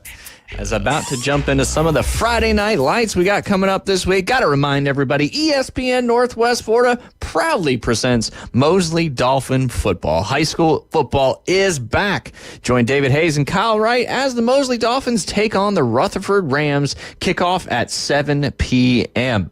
We appreciate all the sponsors that have dove into Mosley Dolphin football. I know Beth is one of them, so she's very excited to be part. I know, David. I know. Very excited to be part of the Mosley Dolphin season coming up. As it's pretty cool that David and Kyle, it's their third season calling ESPN or calling high school football. I'm looking forward to it. Give me your best Dolphin. Come on, man. Again? Yeah, people are tired of it. Oh, really? You can't put me on the spot like that. That's pretty good. But hey, you'll probably be hearing a lot of that. But a big county game coming up. And again, 7 p.m. kickoff right here on ESPN Northwest Florida. Get yourself a little handheld radio, plug your headphones right into it, and you can listen to David and Kyle call the game while you're sitting right there. Or you download the free mobile app inside the Google Play or Apple Store if you don't have a chance to be at the game. And then you know exactly what's going on. Or if you're riding around in your car, just turn that dial. You know the channel, Jay. Yeah, like hearing that band in the background. Absolutely. Too. You know, it just brings a whole nother. It's here. It is. We've been waiting for football for so long, and boom, here it is. It is. I'm looking forward to it. Not only looking forward to that game, but also looking forward to the North Bay Haven versus Freeport game. That one's going to be at North Bay Haven, and then Bozeman is hosting Holmes County for their Week 1 action. Kind of outside of the county, you also got South Walton at Gulf Breeze. You've got Destin at Mike, I can't read that one. Do you know who Destin's playing? I don't. You should. I don't. Port St. Joe at Wakulla. And then, of course... Were you trying to say We Will Hitchka? No. I'll look it up on Max Preps. I need to write better in my handwriting here. And then, of course, coming up 7 p.m. Gavlax Stadium. Who's Arnold taking on, Jay? The Tornadoes of Bay. Bay High versus your former golf team and your new golf team. Hey. You're wearing both colors today. I am. You're kind of wearing both sides. Not only is it kind of the bringing in the new era over there in Arnold football, but also very, very cool recognition going on during that game as well. The 2003 Arnold Marlin football team, led by Coach Hale and athletic director Julie Hale, they'll serve as the honorary captains for the game coming up on Friday night. Back in 2003, they led the Marlin team to a 10-1 record, reaching the regional semifinals and being ranked number 7 in the state of Florida in their class. Coach Hale had an overall record of 80-52 in the 13 years at Arnold. You do need to reach out to athletic director Rick Green should you want to be in attendance if you are, part of that team. So pretty cool stuff. Big night coming up at Arnold. Big night coming up at Mosley. Bay County High School football is back, Jay. Yes, it is. You excited? I am super excited. It is time. When's the first game you're going to go to? Who are you going to go to now? You were at Bay. You've got kids that went to Bozeman or go to Bozeman, and then now you're the Arnold golf coach. It makes sense to go to this one Friday night, and I think it's going to be a barn burner. This one Friday night? You mean the 4 different ones we were just talking about? Well, the Bay Arnold one. Just make sure you have a radio with you so that you can listen to what's going on in Tommy Oliver. I'm just kidding. No, that's going to be a good game, man. Yeah. Lots going to be on the line for that game. Oh, yeah. Yeah, it's going to be fun. It is. It's going to be fun. And it feels like, I don't know, maybe it's just me, it just feels like there's more buzz with high school football in our area leading up to this year.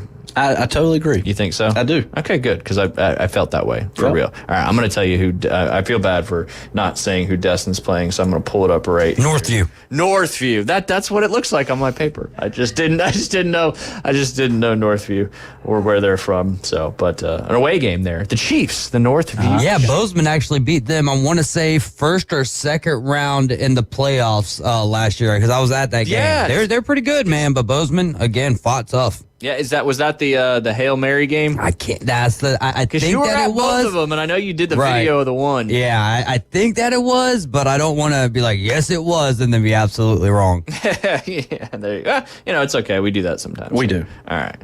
Speaking of football, we got to pick. So far, we've done Florida, Auburn, Oklahoma, Georgia, South Carolina, Texas, Vandy, Missouri, Texas A&M, Ole Miss. Man, the SEC is big now. And now we're going to do Tennessee, Jay. We will start with you. We got Tennessee hosting UT Chattanooga. Tennessee goes 1-0. Right off the, All right. Then they travel up there to Raleigh, North Carolina to take on the Wolfpack of NC State. Top 25. Here we go. NC State's at 24. Tennessee's at 15. Let's go Tennessee. All right. Dub for Tennessee on the road. Then, as we mentioned earlier, Kent State, the Flash, the Golden Flash at home there for Tennessee. The hopes continue at Neyland as they go 3-0. 3-0. Yeah. Here's where it gets a little more exciting. They go on the road at the Oklahoma Sooners. And just for reference, you picked Oklahoma to lose to Tennessee. Okay. In the Oklahoma picking. So if you want to be consistent or you want to mix it up, it's your choice. Yeah, no, let's keep that thing going. Tennessee 4-0. Tennessee goes 4-0. Then they go up to Fayetteville to take on the Razorbacks. What happens? Yeah, let's go 5-0. 5-0. Then they come back home to host the Florida Gators. Man, yeah, I just don't feel good about them Gators. Let's go 6-0. 6-0. All right, here's the big one coming up. Who will be smoking the cigars come the end of that day in October? Alabama or Tennessee? It's at Rocky Top. Yikes. Rocky Top 10.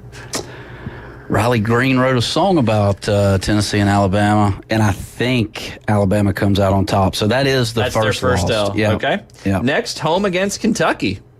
Tennessee's 6-1. Okay. Yep. Well, it'd be 7 or 7-1. Yeah. Yep. And then home against Mississippi State. I think there's a bye in between those two, but don't quote me on that. Let's go 8-1. Okay. Tennessee. And then they travel between the hedges down there in Athens, Georgia. And they go 8-2. Okay. And then they host UTEP for their last home game of the season. They'll win that one. That's that Group of 5 team you got to watch out for. 9-2. Last but not least, just down the across the interstate there to Vanderbilt and at Vandy to finish this regular season out. They're called Tennessee for a reason. I think they go 10-2. How about that? Only 10, I see. Yep. All right, 10-2. That puts them over their Vegas projected 9.5 win total. Excuse me. All right, David Hayes, who you got here? It's easy peasy. You want me to just run through it? Yeah. All right, I got, we're doing Tennessee, right? Tennessee. I got them with a win against Chattanooga, a win against North Carolina State. That game could be very interesting. I got them beating Kent State. I got them beating Oklahoma, which will be interesting too, because that's going to be Oklahoma's first hosting of the of an SEC game. Then I've got them winning in their bye week. No, I got them winning against Arkansas, beating Florida, taking an L against Alabama, taking an L against Kentucky. I like that pick. Kentucky's kind of had their number the last 4 or 5 years. Beating Mississippi State, losing at Georgia, beating UTEP, and then a shocking win against Vanderbilt. I thought you were going to mix it up on me there. So David's got him going 9-3. Okay. All right. Obviously, Chattanooga. I've got Tennessee winning that one. I do have the Grayson McCall-led NC State Wolfpack getting their victory at home against Tennessee. So I've got them taking an L against the NC State Wolfpack. I think it's Grayson McCall's first kind of real big matchup in a Power 5 conference. So I think it's going to be fun. I can't wait.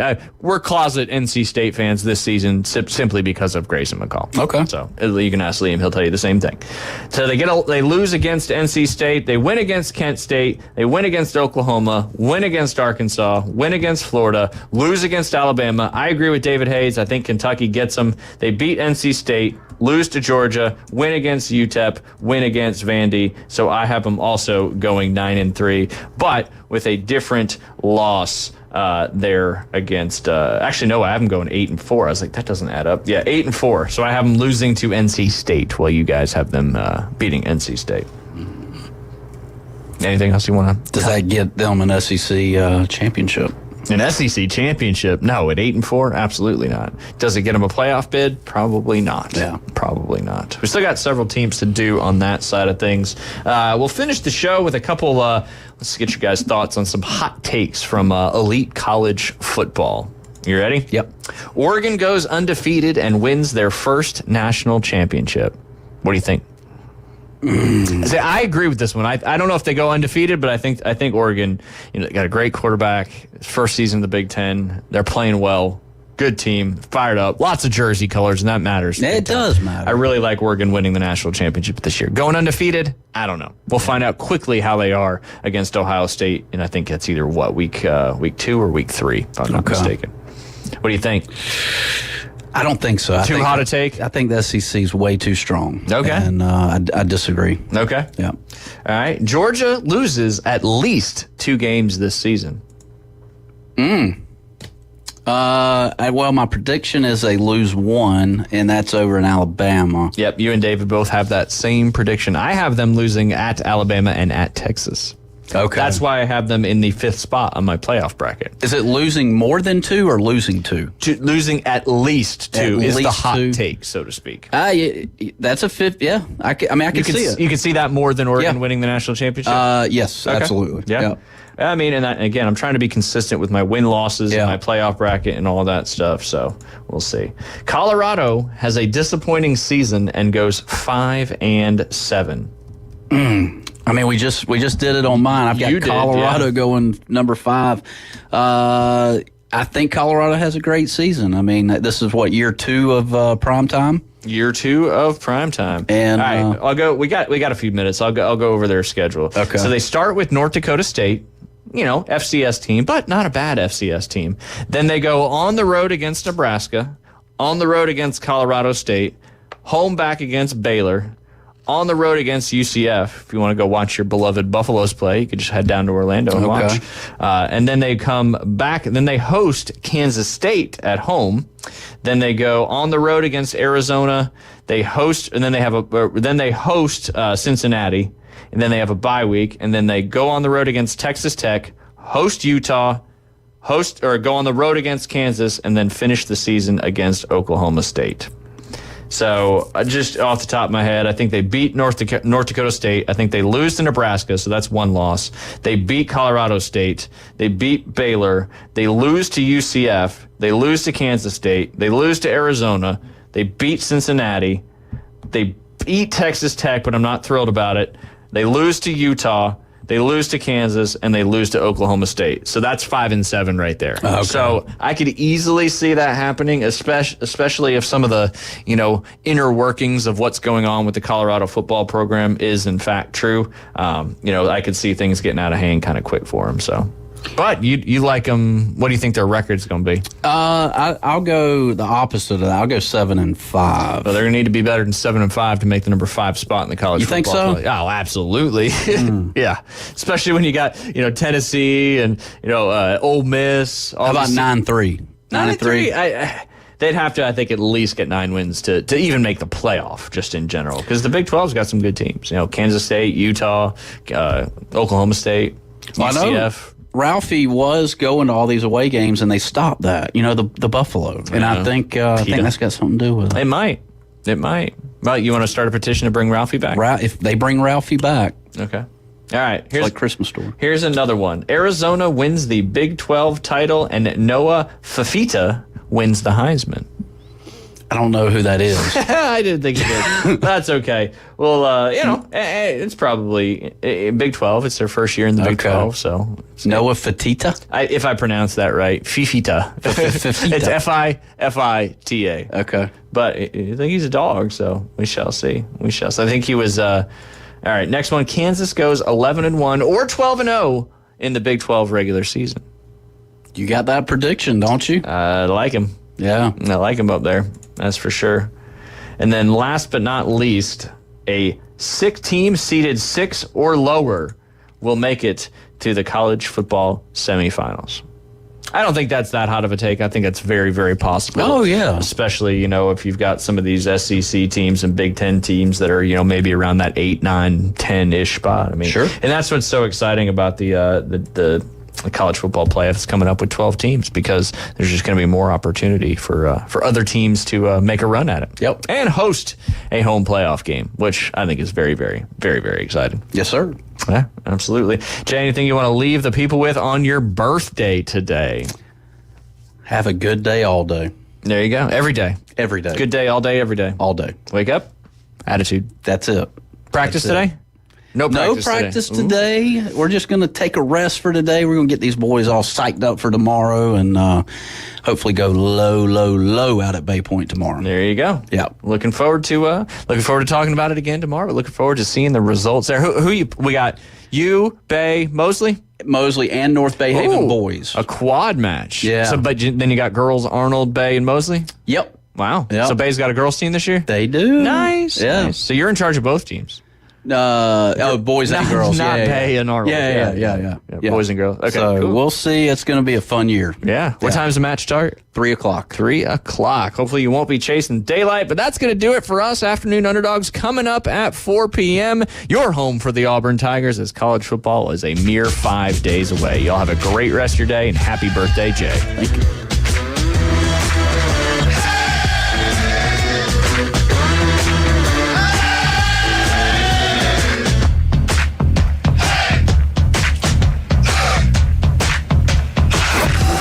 ESPN Northwest Florida. We're taking the inside drive. Chichi Rodriguez.